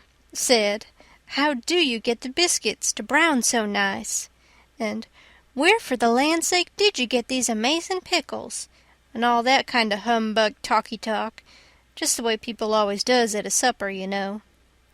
And when it was all done, me and the Harelip had supper in the kitchen off of the leavin's, whilst the others was helping the niggers clean up the things. The Harelip, she got to pumping me about England, and blessed if I didn't think the ice was getting mighty thin sometimes. She says, "Did you ever see the king?" "Who, William Fourth? Well, I bet I have. He goes to our church." I knowed he was dead years ago, but I never let on. So when I says he goes to our church, she says, "What, regular?" "Yes, regular. His pew's right over opposite ourn, on the other side the pulpit." "I thought he lived in London." "Well, he does. Where would he live?" "But I thought you lived in Sheffield." I see I was up a stump. I had to let on to get choked with a chicken bone so as to get time to think how to get down again. Then I says, "I mean he goes to our church regular when he's in Sheffield. That's only in the summertime when he comes there to take the sea baths." "Why, how you talk! Sheffield ain't on the sea." "Well, who said it was?" "Why, you did." "I didn't nuther." "You did." "I didn't." "You did." "I never said nothing of the kind." "Well, what did you say then?" "Said he come to take the sea baths. That's what I said." "Well, then, how's he going to take the sea baths if it ain't on the sea?" "Look-a here," I says. "Did you ever see any Congress water?" "Yes." "Well, did you have to go to Congress to get it?" "Why, no." "Well, neither does William Fourth have to go to the sea to get a sea bath." "How does he get it, then?" "Gets it the way people down here gets Congress water, in barrels. There in the palace at Sheffield they've got furnaces and he wants his water hot. They can't bile that amount of water away off there at the sea. They haven't got no conveniences for it." "Oh, I see now. You might have said that in the first place and saved time." When she said that I see I was out of the woods again, and so I was comfortable and glad. Next she says, "Do you go to church too?" "Yes, regular." "Where do you sit?" "Why, in our pew." "Whose pew?" "Why, ourn, your Uncle Harvey's." "His'n? What does he want with a pew?" "Wants it to sit in." "What do you reckon he wanted with it?" "Why, I thought he'd be in the pulpit." "Rot him, I forgot he was a preacher. I see he was up a stump again. So I played another chicken bone and got another think. Then I says, "Blame it, do you suppose there ain't but one preacher to a church?" "Why, what do they want with more?" "What, to preach before a king? I never did see such a girl as you. They don't have no less than 17. 17? My land! Why, I wouldn't set out such a string as that, not if I never got to glory. It must take 'em a week." "Shucks, they don't all of 'em preach the same day, only one of 'em." "Well, then, what does the rest of 'em do?" "Oh, nothing much. Loll around, pass the plate, and one thing or another, but mainly they don't do nothing." "Well, then, what are they for?" "Why, they're for style. Don't you know nothing?" "Well, I don't want to know no such foolishness as that. How are servants treated in England? Do they treat 'em better'n we treat our niggers?" "No, a servant ain't nobody there. They treat 'em worse'n dogs." "Don't they give 'em holidays the way we do, Christmas and New Year's week and 4th of July?" "Oh, just listen. A body could tell you hain't ever been to England by that. Why, Joanna, they never see a holiday from year's end to year's end. Never go to the circus nor theater, nor nigger shows, nor nowheres." "Nor church?" "Nor church. But you always went to church." "Well, I was gone up again. I forgot I was the old man's servant.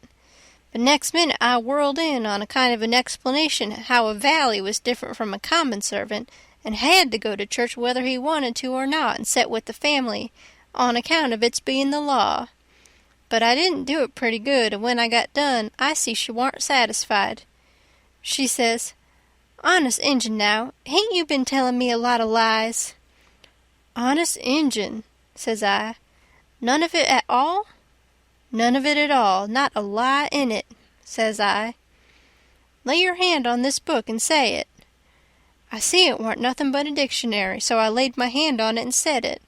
So then she looked a little better satisfied and says, 'Well, then, I'll believe some of it, but I hope to be gracious if I'll believe the rest." "What is it you won't believe, Joe?" says Mary Jane, stepping in with Susan behind her. "It ain't right nor kind for you to talk so to him, and him a stranger and so far from his people. How would you like to be treated so?"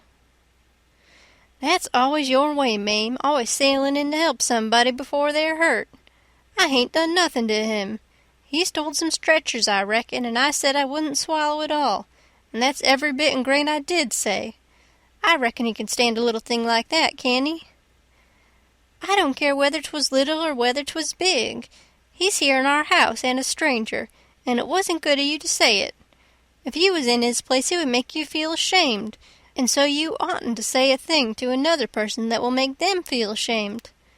"Why, Mame, he said—" "It don't make no difference what he said. That ain't the thing.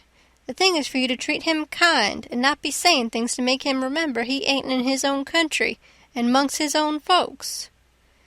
I says to myself, this is a girl that I'm letting that old reptile rob her of her money. Then Susan, she waltzed in, and if you'll believe me, she did give Harelip hark from the tomb. Says I to myself, and this is another one that I'm letting him rob her of her money. Then Mary Jane, she took another inning and went in sweet and lovely again, which was her way, but when she got done, there warn't hardly anything left of poor Harelip, so she hollered. "All right, then," says the other girls, "you just ask his pardon."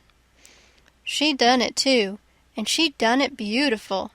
She done it so beautiful it was good to hear, and I wished I could tell her 1,000 lies, so she could do it again. I says to myself, this is another one that I'm letting him rob her of her money, and when she got through, they all just laid theirselves to make me feel at home, and know I was amongst friends. I felt so ornery and low down and mean that I says to myself, my mind's made up. I'll hive that money for them or bust. So then I lit out. For bed, I said, meaning some time or another. When I got by myself, I went to thinking the thing over. I says to myself, shall I go to that doctor private and blow on these frauds? No, that won't do. He might tell who told him. Then the king and the duke would make it warm for me. Shall I go private and tell Mary Jane? No, I dasn't do it. Her face would give them a hint, sure. They've got the money, and they'd slide right out and get away with it. If she was to fetch in and help, I'd get mixed up in the business before it was done with, I judge. No, there ain't no good way but one. I got to steal that money somehow, and I got to steal it some way that they won't suspicion that I done it. They've got a good thing here, and they ain't a-going to leave till they've played this family and this town for all they're worth. So I'll find a chance time enough. I'll steal it and hide it, and by, when I'm away down the river, I'll write a letter and tell Mary Jane where it's hid. But I better hive it tonight if I can, because the doctor maybe hasn't lit up as much as he lets on he has. He might scare them out of here yet. So, thinks I, I'll go and search them rooms. Upstairs the hall was dark, but I found the Duke's room and started to paw around it with my hands, but I recollected it wouldn't be much like the king to let anybody else take care of that money but his own self. So then I went to his room and begun to paw around there. But I see I couldn't do nothing without a candle, and I dasn't light one, of course. So I judged I've got to do the other thing, lay for them and eavesdrop. About that time I hears their footsteps coming, and was going to skip under the bed. I reached for it, but it wasn't where I thought it would be. But I touched the curtain that hid Mary Jane's frocks, so I jumped in behind that and snuggled in amongst the gowns and stood there perfectly still. They come in and shut the door, and the first thing the Duke done was to get down and look under the bed. Then I was glad I hadn't found the bed when I wanted it. And yet, you know, it's kind of natural to hide under the bed when you are up to anything private. They sits down then, and the king says, "Well, what is it? And cut it middlin' short, because it's better for us to be down there a-whooping up the morning than up here giving them a chance to talk us over." "Well, this is it, Capet. I ain't easy. I ain't comfortable. That doctor lays on my mind. I wanted to know your plans. I've got a notion, and I think it's a sound one." "What is it, Duke?" "That we better glide out of this before 3 in the morning, and clip it down the river with what we've got, 'specially seeing we got it so easy, given back to us, flung at our heads, as you may say, when of course we allowed to have to steal it back. I'm for knocking off and lighting out." That made me feel pretty bad. About an hour or two ago it would have been a little different, but now it made me feel bad and disappointed. The king rips out and says, "What? And that sell out the rest of the property? March off like a passel of fools and leave $8,000 or $9,000 worth of property laying around, just suffering to be scooped in? And all good saleable stuff, too?" The Duke, he grumbled, said the bag of gold was enough, and he didn't want to go no deeper. Didn't want to rob a lot of orphans of everything they had. "Why, how you talk," says the king. "We shan't rob them of nothing at all but just this money. The people that buys the property is the sufferers, because as soon as it's found out that we didn't own it, which won't be long after we've slid, the sale won't be valid, and it'll all go back to the estate. These your orphans will get their house back again, and that's enough for them. They're young and spry, and can easy earn a living. They ain't a-going to suffer. Why, just think, there's thousands and thousands that ain't nigh so well off. Bless you, they ain't got nothing to complain of." Well, the king, he talked him blind, so at last he give in, and said all right, but said he believed it was blamed foolishness to stay, and that doctor hanging over them. But the king says, "Cuss the doctor, what do we care for him? Ain't we got all the fools in town on our side? And ain't that a big enough majority in any town?" So they got ready to go downstairs again. The Duke says, "I don't think we put that money in a good place." That cheered me up. I'd begun to think I weren't going to get a hint of no kind to help me. The king says, "Why?" "Because Mary Jane'll be in mourning from this out, and first you know, the nigger that does up the rooms will get an order to box these duds up and put 'em away. And do you reckon a nigger can run across money and not borrow some of it?" "Your head's level again, Duke," says the king, and he comes a-fumbling under the curtain 2 or 3 foot from where I was. I stuck tight to the wall and kept mighty still, though quivery, and I wondered what them fellers would say if they catched me, and I tried to think what I'd better do if they did catch me. But the king, he got the bag before I could think more than about a half a thought, and he never suspicioned I was around. They took and shoved the bag through a rip in the straw tick that was under the feather bed, and crammed it in a foot or 2 amongst the straw, and said it was all right now, because a nigger only makes up the feather bed, and don't turn over the straw tick only about twice a year, and so it warn't in no danger of getting stole now. But I knowed better. I had it out of there before they was halfway downstairs. I groped along up to my cubby and hid it there till I could get a chance to do better.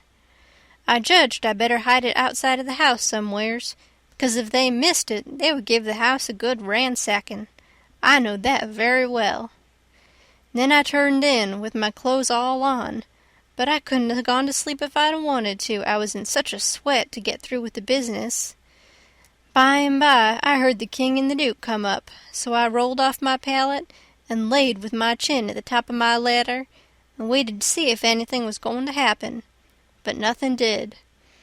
So I held on till all the late sounds had quit and the early ones hadn't begun yet, and then I slipped down the ladder. End of chapter 26. Recorded by Annie Coleman in St. Louis, Missouri in April 2006. The Adventures of Huckleberry Finn by Mark Twain. Chapter 27. I crept to their doors and listened. They was snoring, so I tiptoed along and got downstairs all right. There warn't a sound anywheres. I peeped through a crack of the dining-room door and see the men that was watching the corpse all sound asleep on their chairs. The door was open into the parlor, where the corpse was layin', and there was a candle in both rooms. I passed along, and the parlor door was open, but I see there warn't nobody in there but the remainders of Peter, so I shoved on by.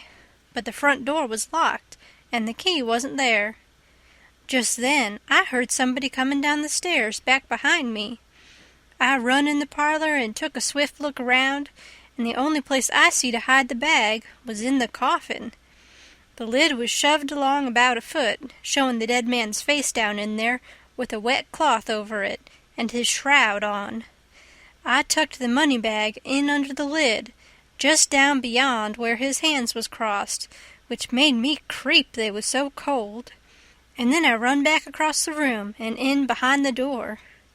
The person comin' was Mary Jane. She went to the coffin very soft and kneeled down and looked in. Then she put up her handkerchief, and I see she begun to cry, though I couldn't hear her, and her back was to me.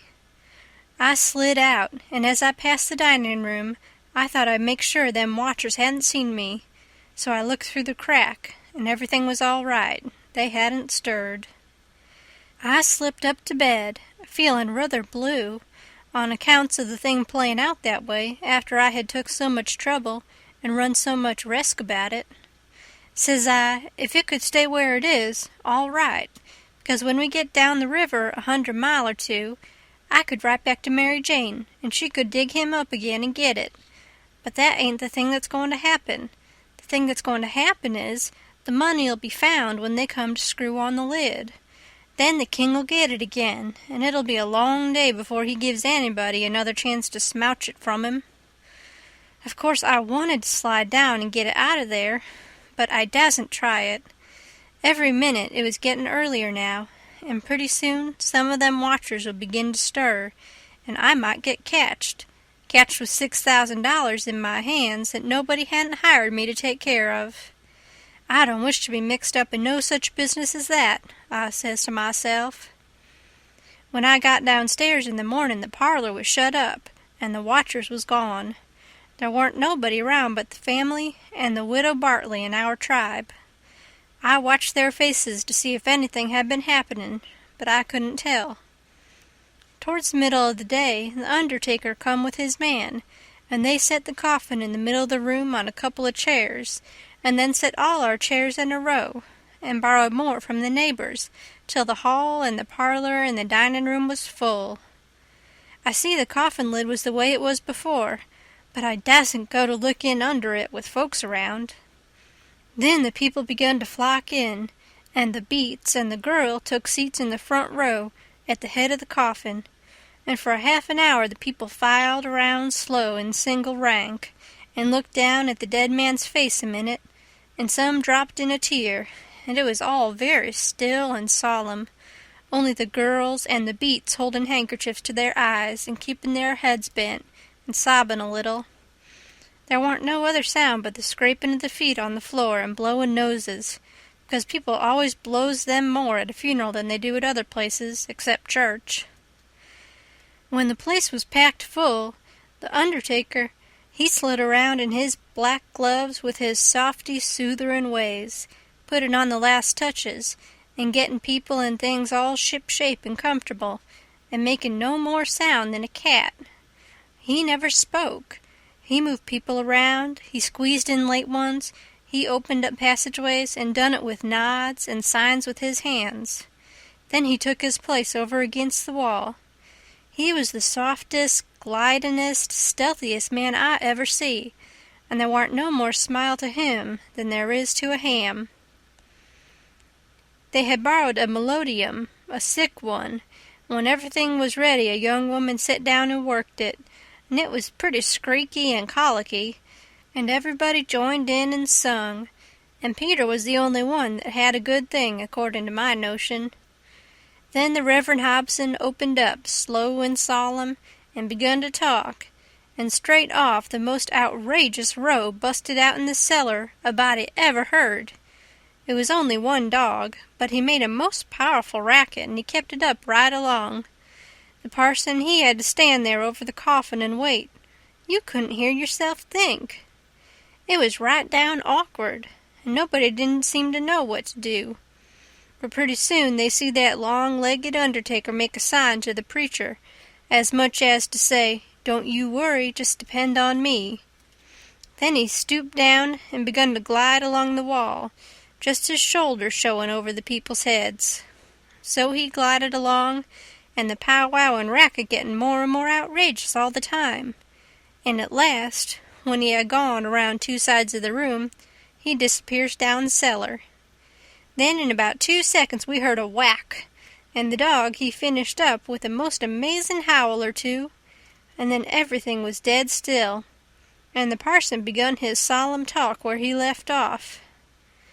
In a minute or two here comes this undertaker's back and shoulders gliding along the wall again, and so he glided and glided around 3 sides of the room, and then rose up and shaded his mouth with his hands and stretched his neck out towards the preacher over the people's heads, and says in a kind of a coarse whisper, "He had a rat." Then he drooped down and glided along the wall again to his place. You could see it was a great satisfaction to the people, because naturally they wanted to know. A little thing like that don't cost nothing, and it's just the little things that makes a man to be looked up to and liked. There warn't no more popular man in town than what that undertaker was. Well, the funeral sermon was very good, but pizen long and tiresome. And then the king, he shoved in and got off some of his usual rubbage, and at last the job was through, and the undertaker begun to sneak up on the coffin with his screwdriver. I was in a sweat then and watched him pretty keen, but he never meddled at all, just slid the lid along as soft as mush and screwed it down tight and fast. So there I was. I didn't know whether the money was in there or not. So, says I, suppose somebody has hogged that bag on the sly.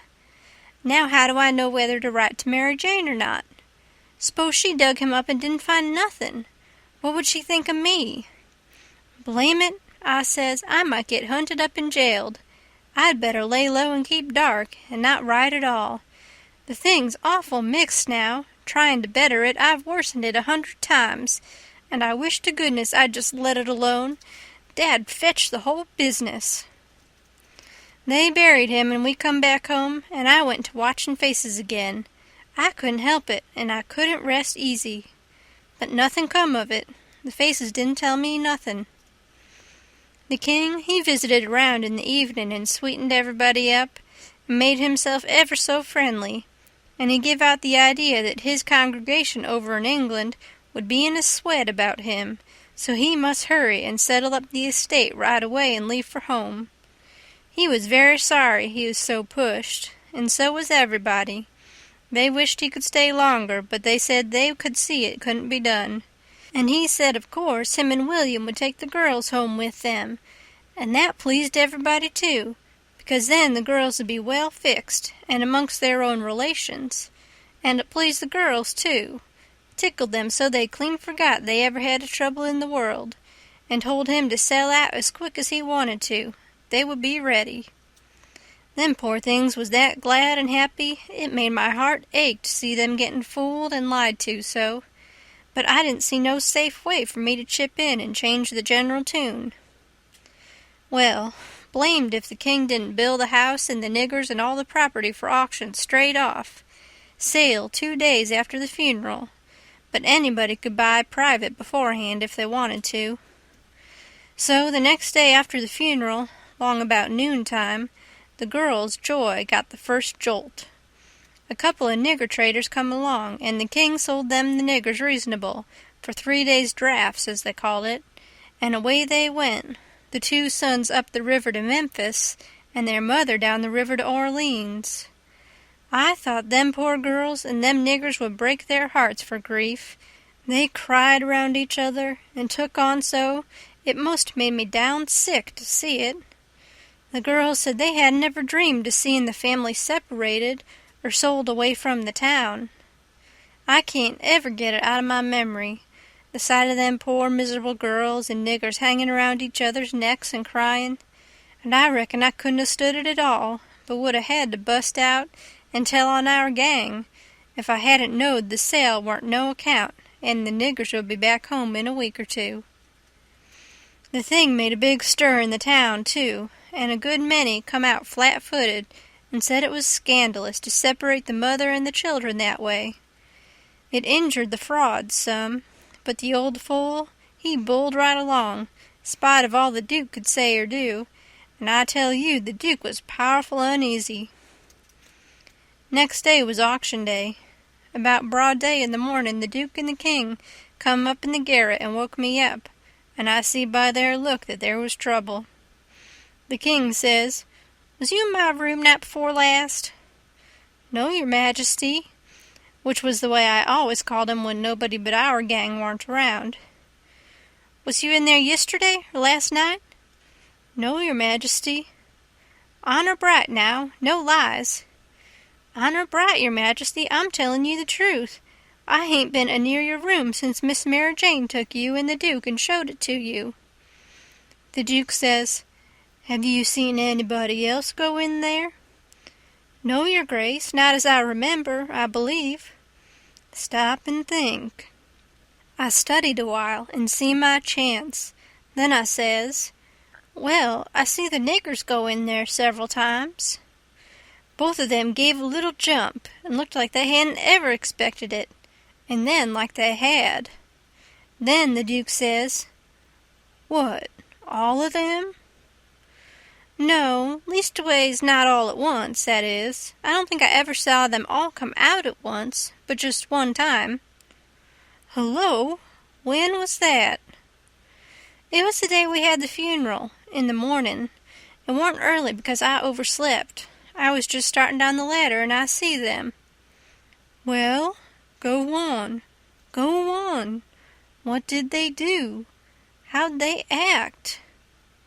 "They didn't do nothing, and they didn't act anyway much, as fur as I can see. They tiptoed away, so I seen easy enough that they'd shoved in there to do up your Majesty's room or something, s'posin' you was up, and found you warn't up, and so they was hoping to slide out of the way of trouble without waking you up, if they hadn't already waked you up." "Great guns, this is a go," says the King, and both of them looked pretty sick and tolerable silly. They stood there a-thinking and scratching their heads a minute, and the Duke he bust into a kind of a little raspy chuckle, and says, "It does beat all, how neat the niggers played their hand. They lit on to be sorry they was going out of this region, and I believe they was sorry, and so did you, and so did everybody. Don't ever tell me any more that a nigger ain't got no histrionic talent. Why, the way they played that thing, it would fool anybody. In my opinion, there's a fortune in 'em. If I had capital and a theater, I wouldn't want a better layout than that. And here we've gone and sold 'em for a song. Yes, and ain't privileged to sing the song yet. Say, where is that song, that draft?" "In the bank to be collected. Where would it be?" "Well, that's all right then. Thank goodness." Says I, kind of timid-like, "Is something gone wrong?" The King whirls on me and rips out, "None of your business. You keep your head shut and mind your own affairs if you got any. Long as you're in this town, don't you forget that, you hear?" Then he says to the Duke, "We got to just swaller it and say nothing. Mum's the word for us." As they was starting down the ladder, the Duke he chuckles again and says, "Quick sales and small profits. It's a good business, yes." The King snarls round on him and says, "I was trying to do for the best in selling 'em out so quick. If the profits had turned out to be none, lacking considerable, and none to carry, is it my fault any more'n it's yourn? Well, they'd be in this house yet, and we wouldn't, if I could 'a' got my advice listened to." The King sassed back as much as was safe for him, and then swapped around and lit into me again. He give me down the banks for not comin' and tellin' him I see the niggers comin' out of his room actin' that way. Said any fool would 'a' knowed something was up. and then waltzed in and cussed himself a while, and said it all come of him not layin' late and taking his natural rest that morning, and he'd be blamed if he'd ever do it again. So they went off a-jawin', and I felt dreadful glad I'd worked it all off on the niggers, and yet hadn't done the niggers no harm by it. End of chapter 27. This reading by Annie Coleman in St. Louis, Missouri, in April 2006. The Adventures of Huckleberry Finn by Mark Twain. Chapter 28. By and by it was getting up time, so I come down the ladder and started for downstairs, but as I come to the girl's room the door was open, and I see Mary Jane settin' by her old hair trunk, which was open and she'd been packing things in it, getting ready to go to England. But she had stopped now with the folded gown in her lap and had her face in her hands, cryin'. I felt awful bad to see it. Of course anybody would. I went in there and says, "Miss Mary Jane, you can't a-bear to see people in trouble, and I can't, most always. Tell me about it." So she done it, and it was the niggers. I just expected it. She said the beautiful trip to England was most about spoiled for her. She didn't know how she was ever going to be happy there, knowing the mother and the children weren't ever going to see each other no more. And then busted out bitterer than ever, and flung up her hands and says, "Oh, dear, dear, to think they ain't ever going to see each other any more." "But they will, and inside of 2 weeks, and I know it," says I. Laws, it was out before I could think, and before I could budge, she throws her arms around my neck and told me to say it again, say it again, say it again. I see I had spoke too sudden and said too much and was in a close place. I asked her to let me think a minute, and she set there, very impatient and excited and handsome, but looking kind of happy and eased up, like a person that's had a tooth pulled out. So I went to studying it out. I says to myself, I reckon a body that ups and tells the truth when he's in a tight place has taken considerable many risks, though I ain't had no experience and can't say for certain, but it looks so to me anyway. And yet here's a case where I'm blessed if it didn't look to me like the truth is better and actually safer than a lie. I must lay it by in my mind and think it over some time or other. It's so kind of strange and unregular. I never see nothing like it. Well, I says to myself at last, I'm a-goin' to chance it. I'll up and tell the truth this time, though it does seem most like settin' down on a kag of powder and touchin' it off just to see where you'll go to. Then I says, Miss Mary Jane, is there any place out of town a little ways where you could go and stay 3 or 4 days? Yes, Mr. Lothrop's. Why? Never mind why yet. If I'll tell you how I know the niggers will see each other again inside of 2 weeks, here in this house, and prove how I know it, will you go to Mr. Lothrop's and stay 4 days? 4 days? She says. I'll stay a year. All right, I says. I don't want nothing more out of you than just your word. I'd rather have it than another man's kiss the Bible. She smiled and reddened up very sweet, and I says, If you don't mind it, I'll shut the door, and bolt it. Then I come back and set down and says, Don't you holler. Just set still and take it like a man. I got to tell the truth, and you want to brace up, Miss Mary, because it's a bad kind, and going to be hard to take, but there ain't no help for it. These uncles of yourn ain't no uncles at all. They're a couple of frauds. Regular deadbeats. There, now we're over the worst of it. You can stand the rest middlin' easy. It jolted her up like everything, of course, but I was over the shoal water now, so I went right along, her eyes a-blazin' higher and higher all the time, and told her every blame thing, from where we first struck that young fool going up to the steamboat, clear through to where she flung herself onto the king's breast at the front door, and he kissed her 16 or 17 times. And then up she jumps with her face afire like sunset and says, The brute! Come, don't waste a minute, not a second. We'll have them tarred and feathered and flung in the river.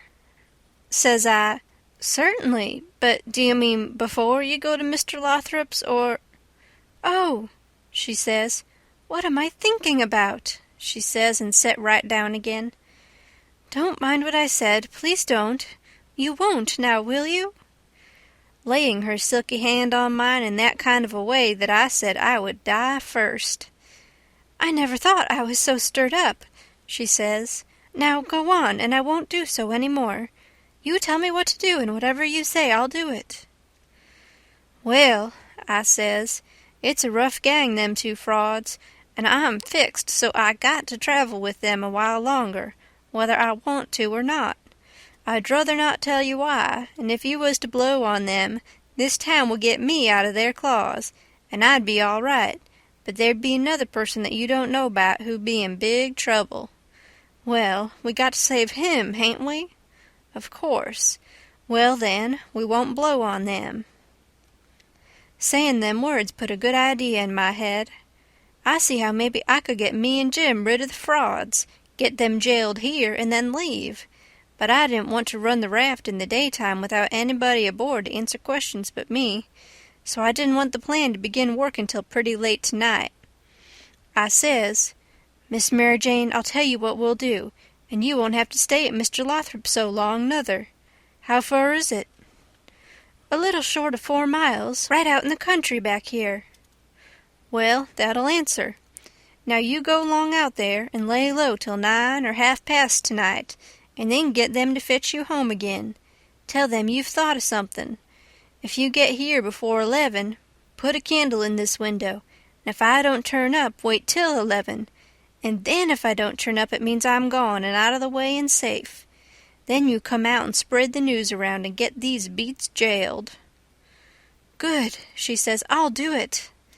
And if it just happens so that I don't get away, but get took up along with them, you must up and say I told you the whole thing beforehand, and you must stand by me all you can. Stand by you? Indeed I will. They shan't touch a hair of your head, she says, and I see her nostrils spread and her eyes snap when she said it, too. If I get away, I shan't be here, I says, to prove these rapscallions ain't your uncles, and I couldn't do it if I was here. I could swear they was beats and bummers, that's all, though that's worth something. Well, there's others can do that better than what I can, and they're people that ain't going to be doubted as quick as I'd be. I'll tell you how to find them. Give me a pencil and a piece of paper. There, Royal Nonsuch, Bricksville. Put it away and don't lose it. When the court wants to find out something about these two, let them send up to Bricksville and say they've got the men that played the Royal Nonsuch, and ask for some witnesses. Why, you'll have that entire town down here before you can hardly wink, Miss Mary, and they'll come a-bilin', too. I judged we had got everything fixed about right now, so I says, just let the auction go right along and don't worry. Nobody don't have to pay for the things they buy till a whole day after the auction, on accounts of the short notice, and they ain't going out of this till they get that money, and the way we fixed it, the sale ain't going to count, and they ain't going to get no money. It's just like the way it was with the niggers. It warn't no sale, and the niggers will be back before long. Why, they can't collect the money for the niggers yet. They're in the worst kind of a fix, Miss Mary. Well, she says, I'll run down to breakfast now, and then I'll start straight for Mr. Lothrop's. "'Deed, that ain't the ticket, Miss Mary Jane," I says. "By no manner of means. Go before breakfast." "Why? What did you reckon I wanted you to go at all for, Miss Mary?" "Well, I never thought, and come to think, I don't know. What was it?" "Why, it's because you ain't one of these leather-faced people. I don't want no better book than what your face is. A body can sit down and read it off like coarse print. Do you reckon you can go and face your uncles when they come to kiss you good morning and never—" There, don't. "Yes, I'll go before breakfast. I'll be glad to. And leave my sisters with them?" "Yes, never mind about them. They've got to stand it yet a while. They might suspicion something if all of you was to go.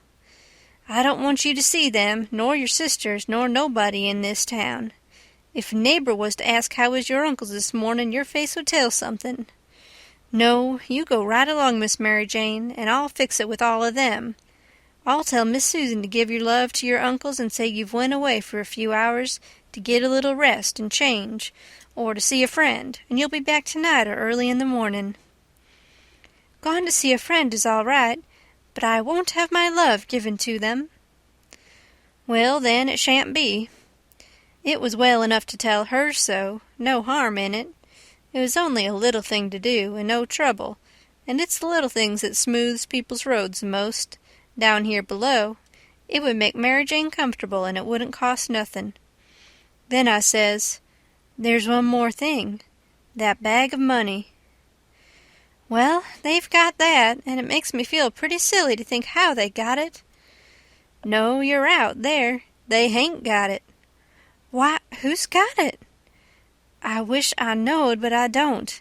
I had it because I stole it from them, and I stole it to give to you, and I know where I hid it, but I'm afraid it ain't there no more. I'm awful sorry, Miss Mary Jane. I'm just as sorry as I can be, but I done the best I could. I did, honest. I come nigh getting caught, and I had to shove it into the first place I come to and run, and it warn't a good place. Oh, stop blaming yourself. It's too bad to do it, and I won't allow it. You couldn't help it if it wasn't your fault. Where did you hide it?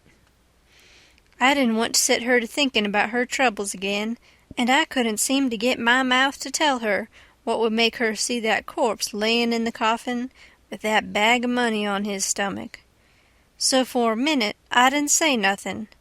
Then I says, I'd rather not tell you where I put it, Miss Mary Jane, if you don't mind letting me off, but I'll write it for you on a piece of paper, and you can read it along the road to Mr. Lothrop's if you want to. Do you reckon that'll do?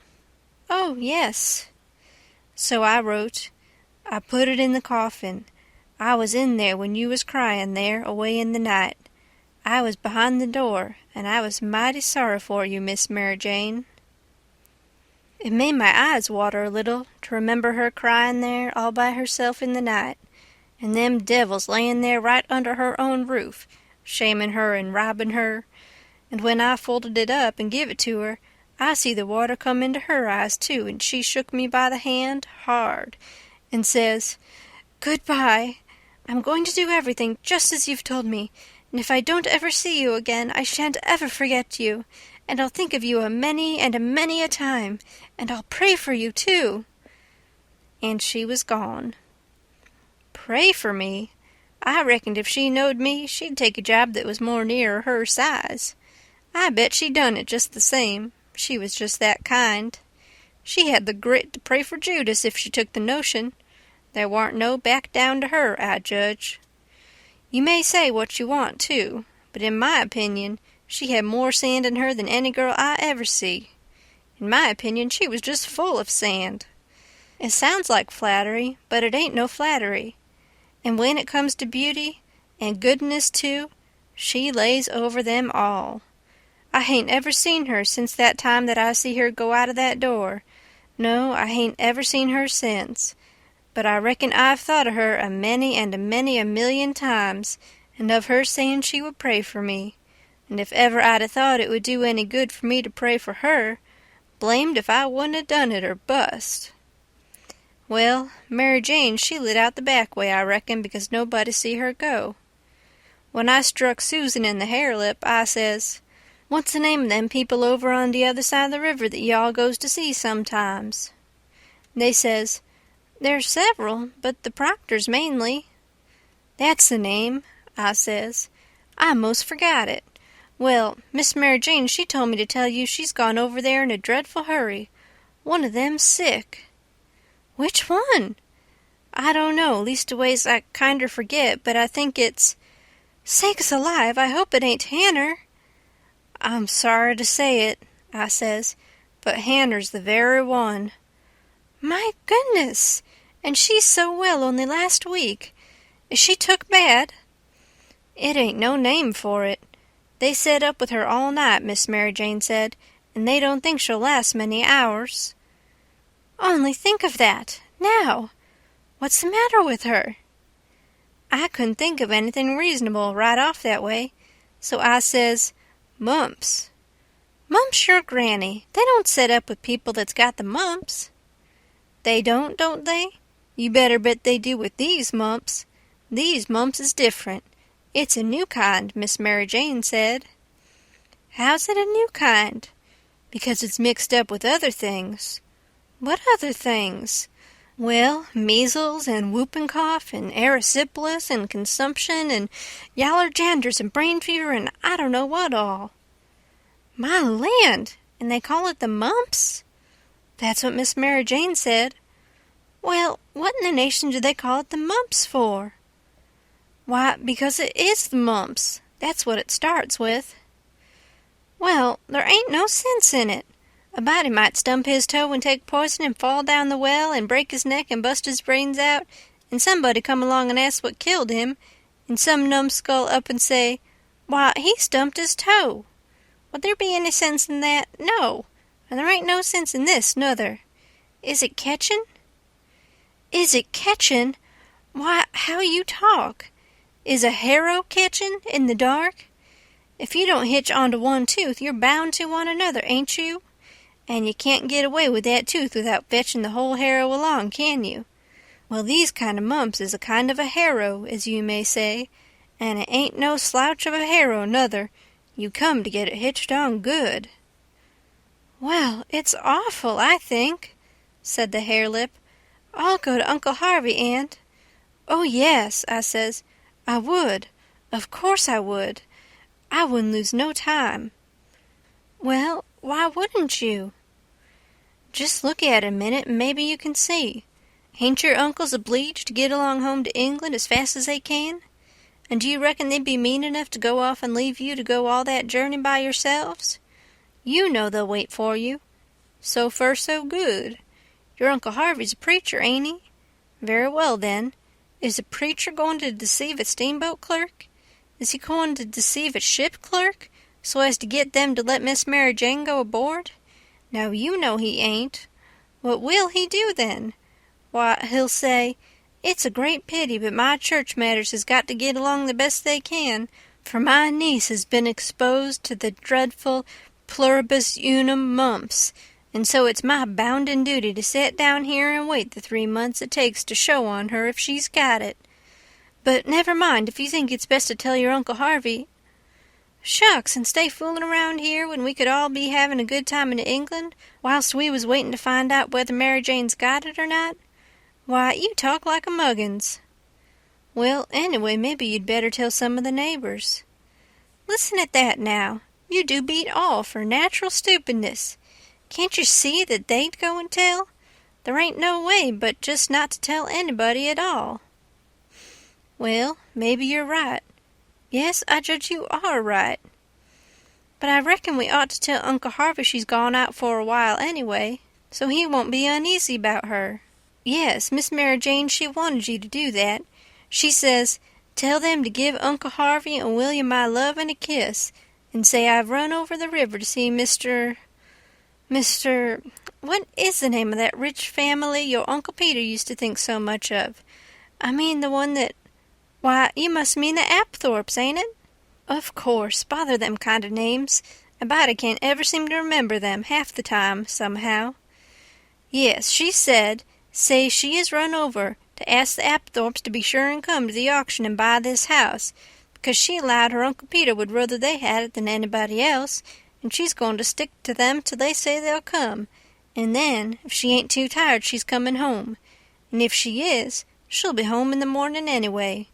She said don't say nothing about the Proctors, but only about the Apthorpes, which'll be perfectly true because she is going there to speak about their buying the house.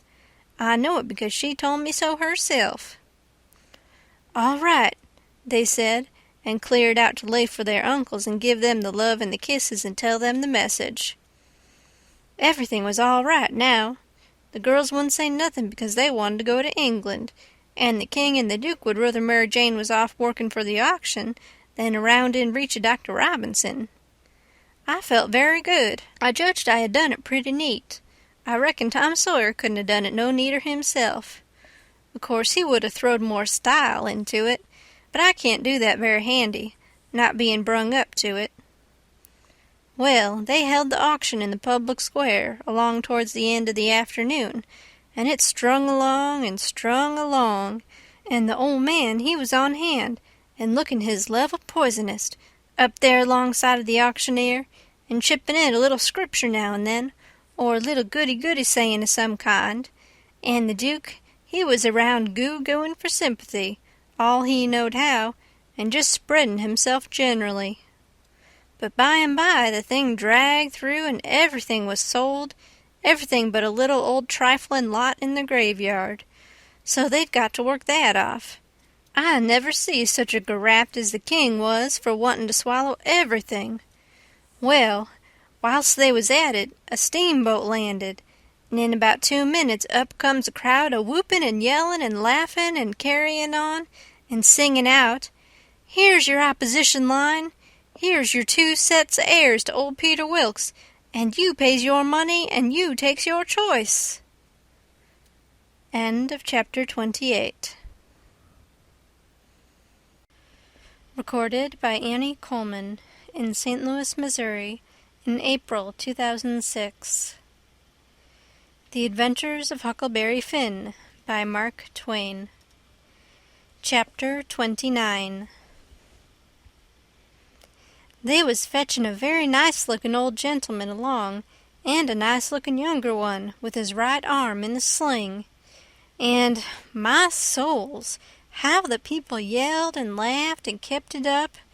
But I didn't see no joke about it, and I judged it would strain the Duke and the King some to see any. I reckoned they'd turn pale, but no, nary a pale did they turn. The Duke, he never let on he suspicioned what was up, but just went a-goo-gooing around, happy and satisfied, like a jug that's googling out buttermilk. And as for the king, he just gazed and gazed down sorrowful on them newcomers, like it give him the stomach-ache in his very heart to think there could be such frauds and rascals in the world. Oh, he done it admirable. Lots of the principal people gathered round the king to let him see they was on his side. That old gentleman that had just come looked all puzzled to death. Pretty soon he begun to speak, and I see straight off he pronounced like an Englishman, not the king's way, though the king's was pretty good for an imitation. I can't give the old gent's words, nor I can't imitate him, but he turned around to the crowd and says about like this, "This is a surprise to me which I wasn't looking for, and I'll acknowledge candid and frank, I ain't very well fixed to meet it and answer it, for my brother and me has had misfortunes. He's broke his arm, and our baggage got put off at a town above here last night, in the night by a mistake. I am Peter Wilkes's brother Harvey, and this is his brother William, which can't hear nor speak, and can't even make signs to amount to much, now he's only got one hand to work them with. We are who we say we are, and in a day or two, when I get the baggage, I can prove it. But up till then I won't say nothing more, but go to the hotel and wait."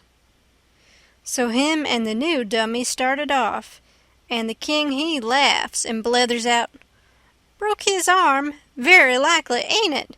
And very convenient, too, for a fraud that's got to make signs and ain't learnt how. Lost their baggage? That's mighty good, and mighty ingenious, under the circumstances."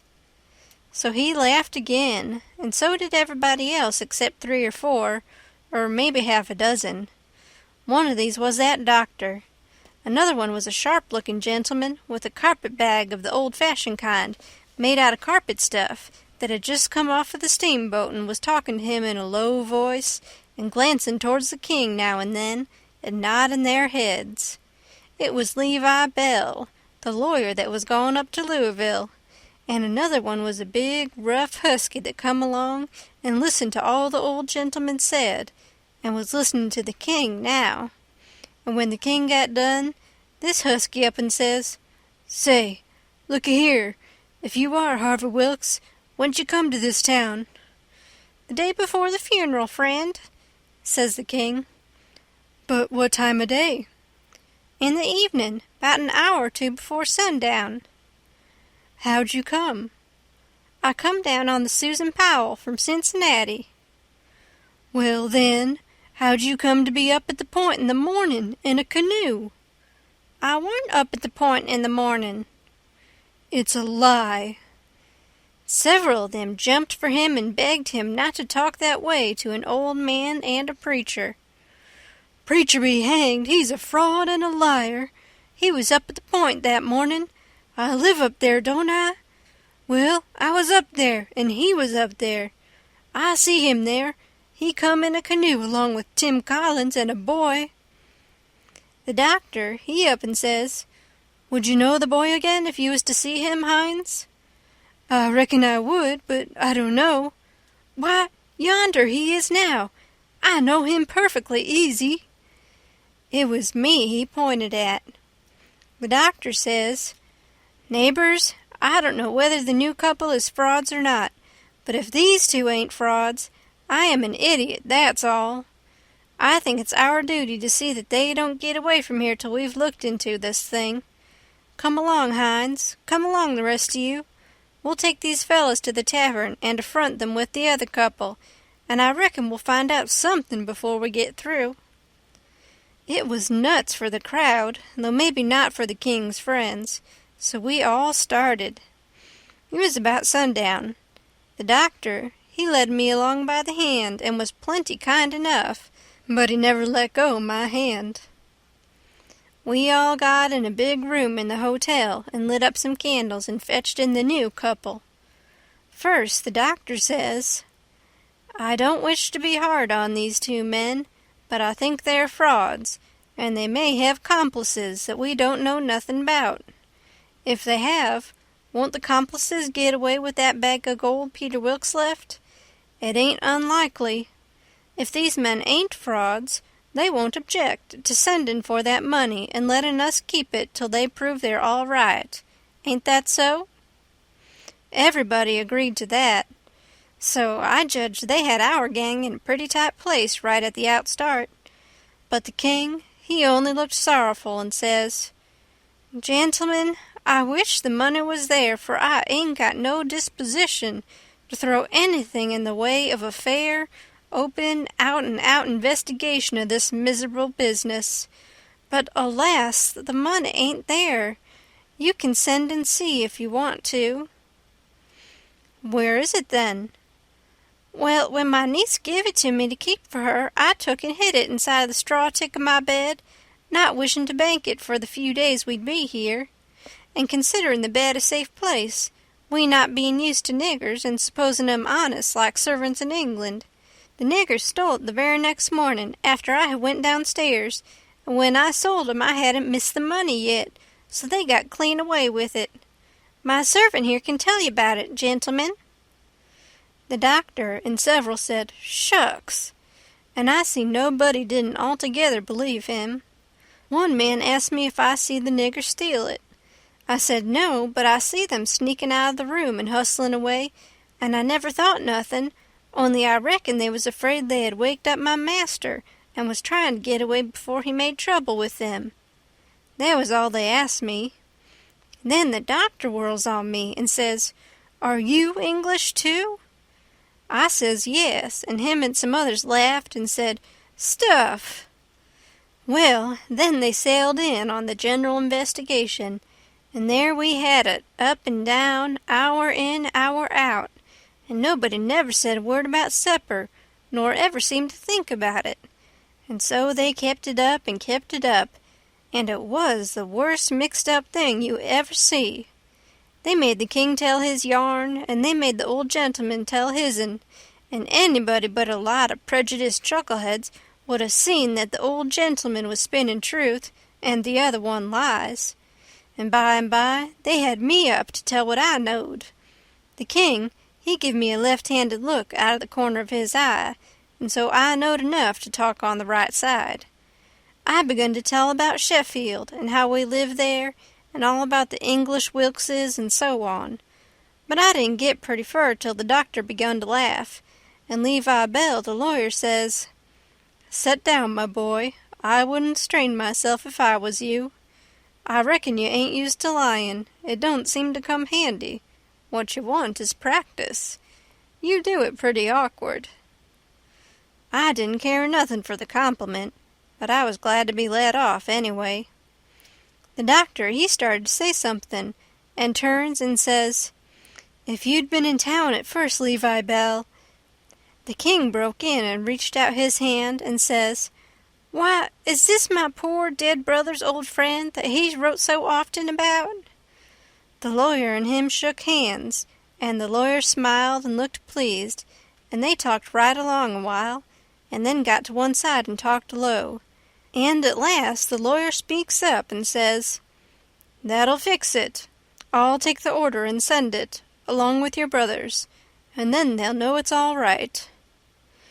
So they got some paper and a pen, and the king he sit down and twisted his head to one side and chawed his tongue and scrawled off something, and then they gave the pen to the Duke, and then for the first time the Duke looked sick, but he took the pen and wrote.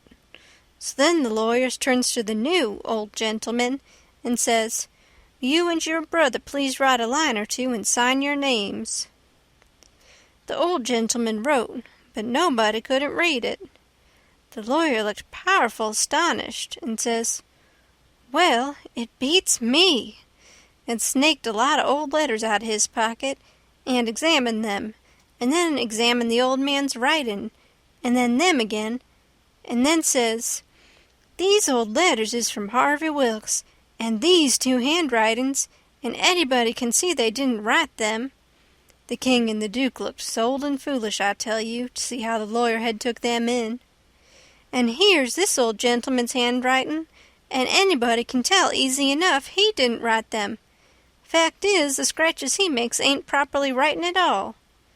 Now, here's some letters from—" The new old gentleman says, "If you please, let me explain. Nobody can read my hand but my brother there, so he copies for me. It's his hand you've got there, not mine." "Well," says the lawyer, "this is a state of things. I've got some of William's letters, too, so if you'll get him to write a line or so, we can come—" "He can't write with his left hand," says the old gentleman. "If he could use his right hand, you would see that he wrote his own letters and mine, too. Look at both, please. They're by the same hand." The lawyer done it, and says, "I believe it's so, and if it ain't so, there's a heap stronger resemblance than I'd noticed before, anyway. Well, well, well, I thought we was right on the track of a solution, and it's gone to grass, partly. But anyway, one thing is proved. These two ain't either of them Wilkses," and he wagged his head towards the king and the Duke. Well, what do you think? That mule-headed old fool wouldn't give in then. Indeed he wouldn't. Said it warn't no fair test. Said his brother William was the cussedest joker in the world and hadn't tried to write. He see William was going to play one of his jokes the minute he put the pen to paper, and so he warmed up and went warbling right along till he was actually beginning to believe what he was saying himself. But pretty soon the new gentleman broke in and says, "I've thought of something. Is there anybody here that helped to lay out the late Peter Wilkes for burying?" "Yes," says somebody. "Me and Ab Turner done it. We're both here." Then the old man turns toward the king and says, "Perhaps this gentleman can tell me what was tattooed on his breast." Blamed if the king didn't have to brace up mighty quick, or he'd have squished down like a bluff bank that the river has cut under. It took him so sudden, and mind you, it was a thing that was calculated to make most anybody squish to get fetched such a solid one as that without any notice, because how was he going to know what was tattooed on the man? He whitened a little, he couldn't help it, and it was mighty still in there, and everybody bending a little forwards and gazing at him. Says I to myself, now he'll throw up the sponge, there ain't no more use. Well, did he? A body can't hardly believe it, but he didn't. I reckon he thought he'd keep the thing till he tired them people out, so they'd thin out, and him and the Duke could break loose and get away. Anyway, he set there, and pretty soon he begun to smile, and says, "Humph, it's a very tough question, ain't it? Yes, sir, I can tell you what's tattooed on his breast. It's just a small, thin, blue arrow. That's what it is, and if you don't look close, you can't see it. Now, what do you say, hey?" Well, I never see anything like that old blister for clean out-and-out cheek. The new gentleman turns brisk towards Ab Turner and his pard, and his eyes lights up like he judged he'd got the king this time, and says, "There, you've heard what he said. Was there any such mark on Peter Wilkes's breast?" Both of them spoke up and says, "We didn't see no such mark." "Good," says the old gentleman. "Now, what you did see on his breast was a small, dim P, and a B, which is an initial he dropped when he was young, and a W with dashes between them, so P-B-W,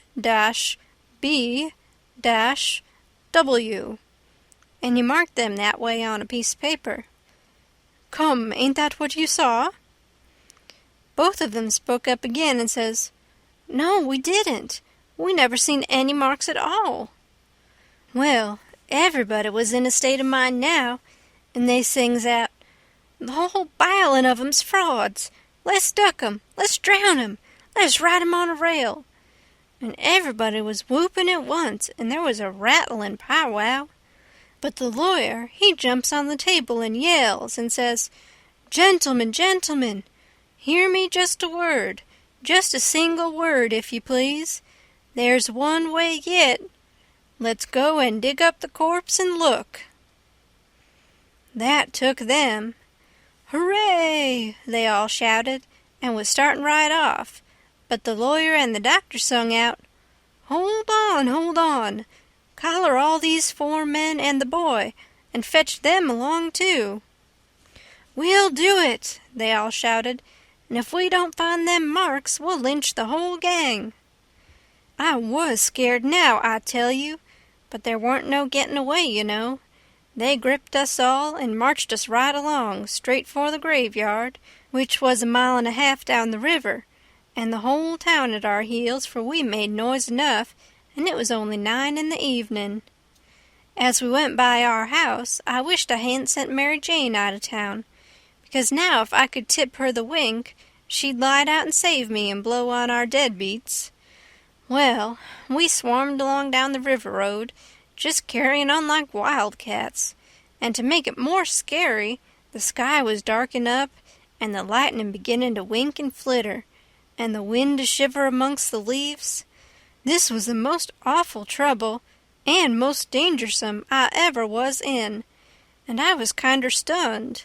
Everything was going so different from what I had allowed for, 'stead of being fixed so I could take my own time if I wanted to, and see all the fun, and have Mary Jane at my back to save me, and set me free when the close fit come. Here was nothing in the world betwixt me and sudden death but just them tattoo marks. If they didn't find them, I couldn't bear to think about it. And yet, somehow, I couldn't think about nothing else. It got darker and darker, and it was a beautiful time to give the crowd the slip, but that big husky had me by the wrist, Hines, and a body might as well try to give Gollier the slip. He dragged me right along, he was so excited, and I had to run to keep up. When they got there, they swarmed into the graveyard and washed over it like an overflow, and when they got to the grave, they found they had about 100 times as many shovels as they wanted, but nobody hadn't thought to fetch a lantern. But they sailed into digging anyway, by the flicker of the lightning, and sent a man to the nearest house, a 1/2 mile off, to borrow one. So they dug and dug like everything, and it got awful dark, and the rain started, and the wind swished and swooshed along, and the lightning come brisker and brisker, and the thunder boomed, but them people never took no notice of it.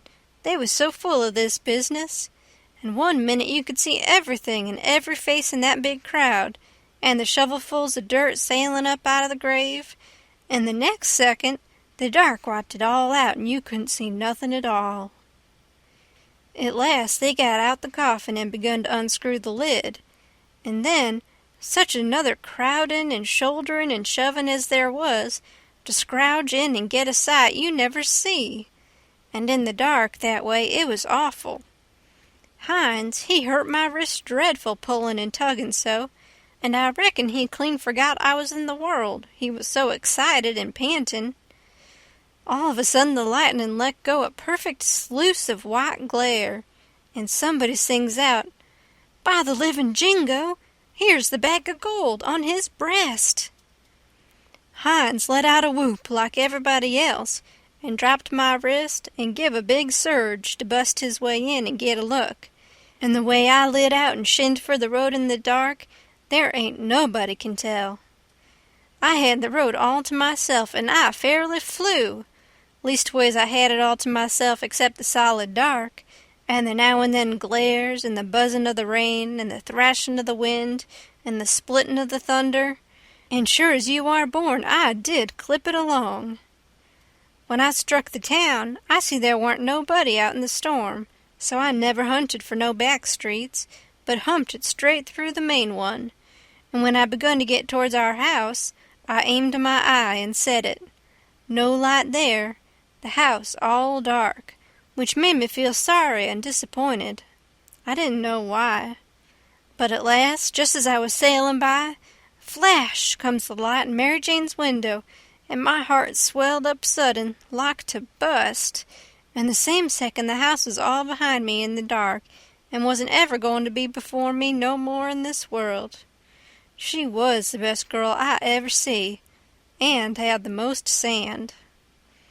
The minute I was far enough above the town to see I could make the towhead, I begun to look sharp for a boat to borrow, and the first time the lightning showed me one that wasn't chained, I snatched it and shoved. It was a canoe, and it warn't fastened with nothing but a rope.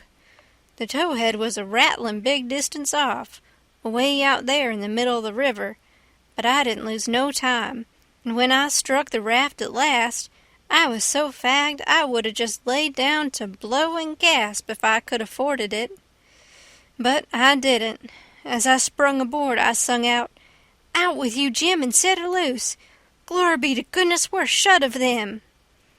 Jim lit out and was a-comin' for me with both arms spread, he was so full of joy, but when I glimpsed him in the lightning my heart shot up in my mouth and I went overboard backwards, for I forgot he was old King Lear and a drowned Arab all in one, and it most scared the livers and lights out of me. But Jim, he fished me out and was going to hug me and bless me and so on, he was so glad I was back, and we was shut of the king and the duke. But I says, "Not now, have it for breakfast, have it for breakfast. Cut loose and let her slide." So, in 2 seconds away we went a-sliding down the river, and it did seem so good to be free again, and all by ourselves on the big river, and nobody to bother us. I had to skip around a bit, and jump up and crack my heels a few times. I couldn't help it. But about the third crack, I noticed a sound that I knowed mighty well, and held my breath and listened and waited. And sure enough, when the next flash busted out over the water, here they come, and just a-layin' to their oars and making their skiff hum. It was the king and the duke. So I wilted right down onto the planks then and give up. It was all I could do to keep from crying. End of chapter 29. Recorded by Annie Coleman in St. Louis, Missouri, in April 2006. The Adventures of Huckleberry Finn by Mark Twain. Chapter 30. When they got aboard, the king went for me and shook me by the collar and says, "Trying to give us the slip, was ye, you pup? Tired of our company, hey?" I says, "No, your majesty, we warn't. Please don't, your majesty." "Quick, then, and tell us what was your idea, or I'll shake the insides out of you." Honest, I'll tell you everything just as it happened, your Majesty.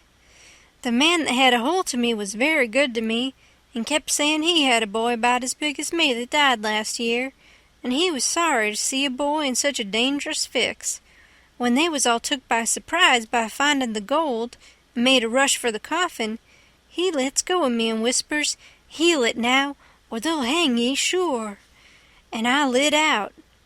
It didn't seem no good for me to stay. I couldn't do nothing, and I didn't want to be hung if I could get away. So I never stopped running till I found the canoe, and when I got here I told Jim to hurry or they'd catch me and hang me yet, and I said I was afeard you and the Duke wasn't alive now, and I was awful sorry, and so was Jim, and was awful glad when we see you coming. You may ask Jim if I didn't."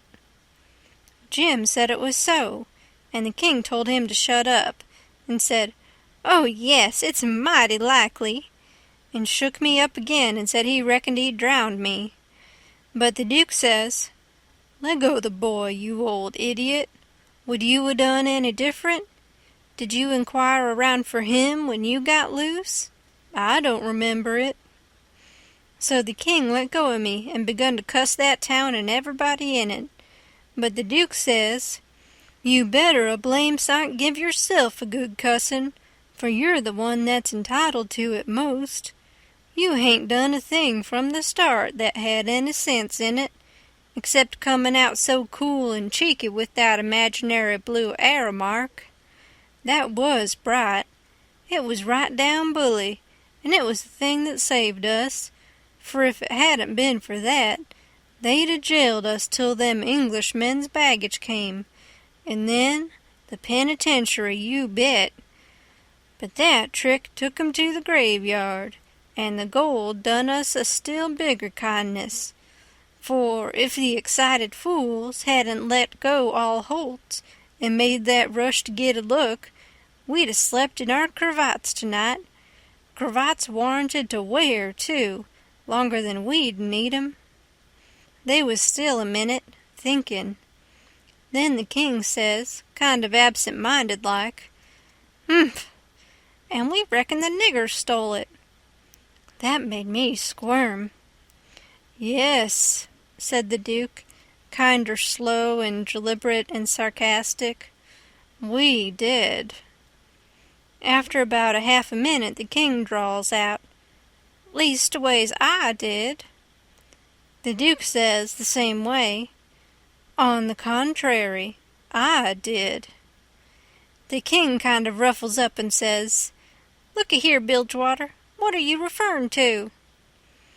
The Duke says, pretty brisk, "When it comes to that, maybe you'll let me ask, what was you referring to?" "Shucks," says the king, very sarcastic, "but I don't know. Maybe you was asleep and didn't know what you was about." The Duke bristles up now and says, "Oh, let up on this cussed nonsense. Do you take me for a blame fool? Don't you reckon I know who hid that money in that coffin?" "Yes, sir, I know you do know, because you done it yourself." "It's a lie," and the Duke went for him. The king sings out, "Take your hands off, leg o' my throat. I take it all back."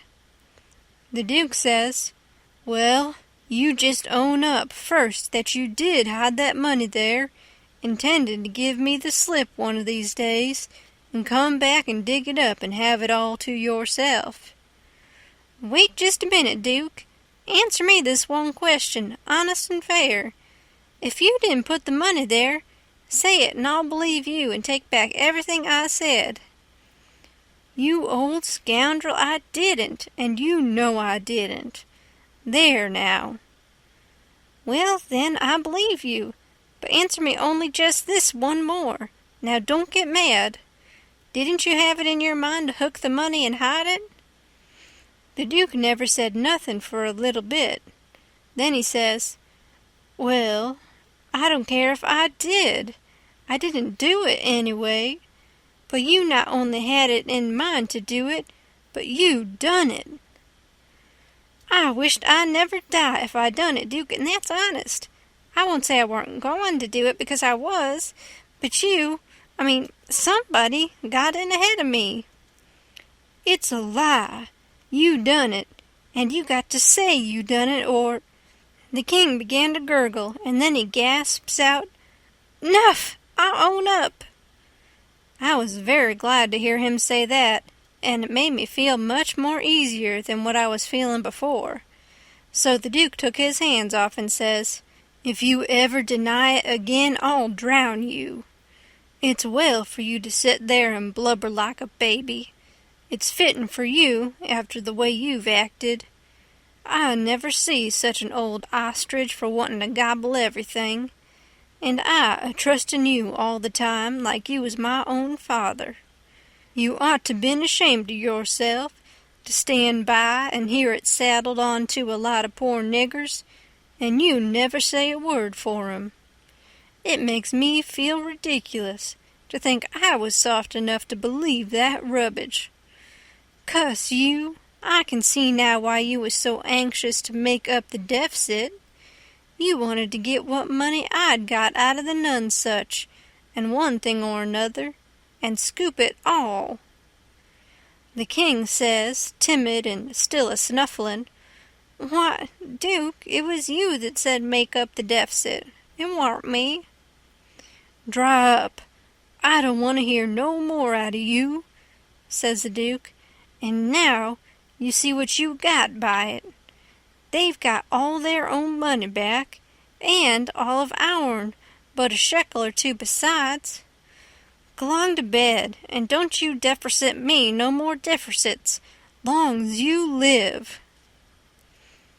So the king sneaked into the wigwam and took to his bottle for comfort, and before long the Duke tackled his bottle, and so in about half an hour they was as thick as thieves again, and the tighter they got, the lovin'er they got, and went to snoring in each other's arms. They both got powerful mellow, but I noticed the king didn't get mellow enough to forget to remember to not deny about hiding the money bag again. That made me feel easy and satisfied. Of course, when they got to snoring, we had a long gabble, and I told Jim everything. End of chapter 30.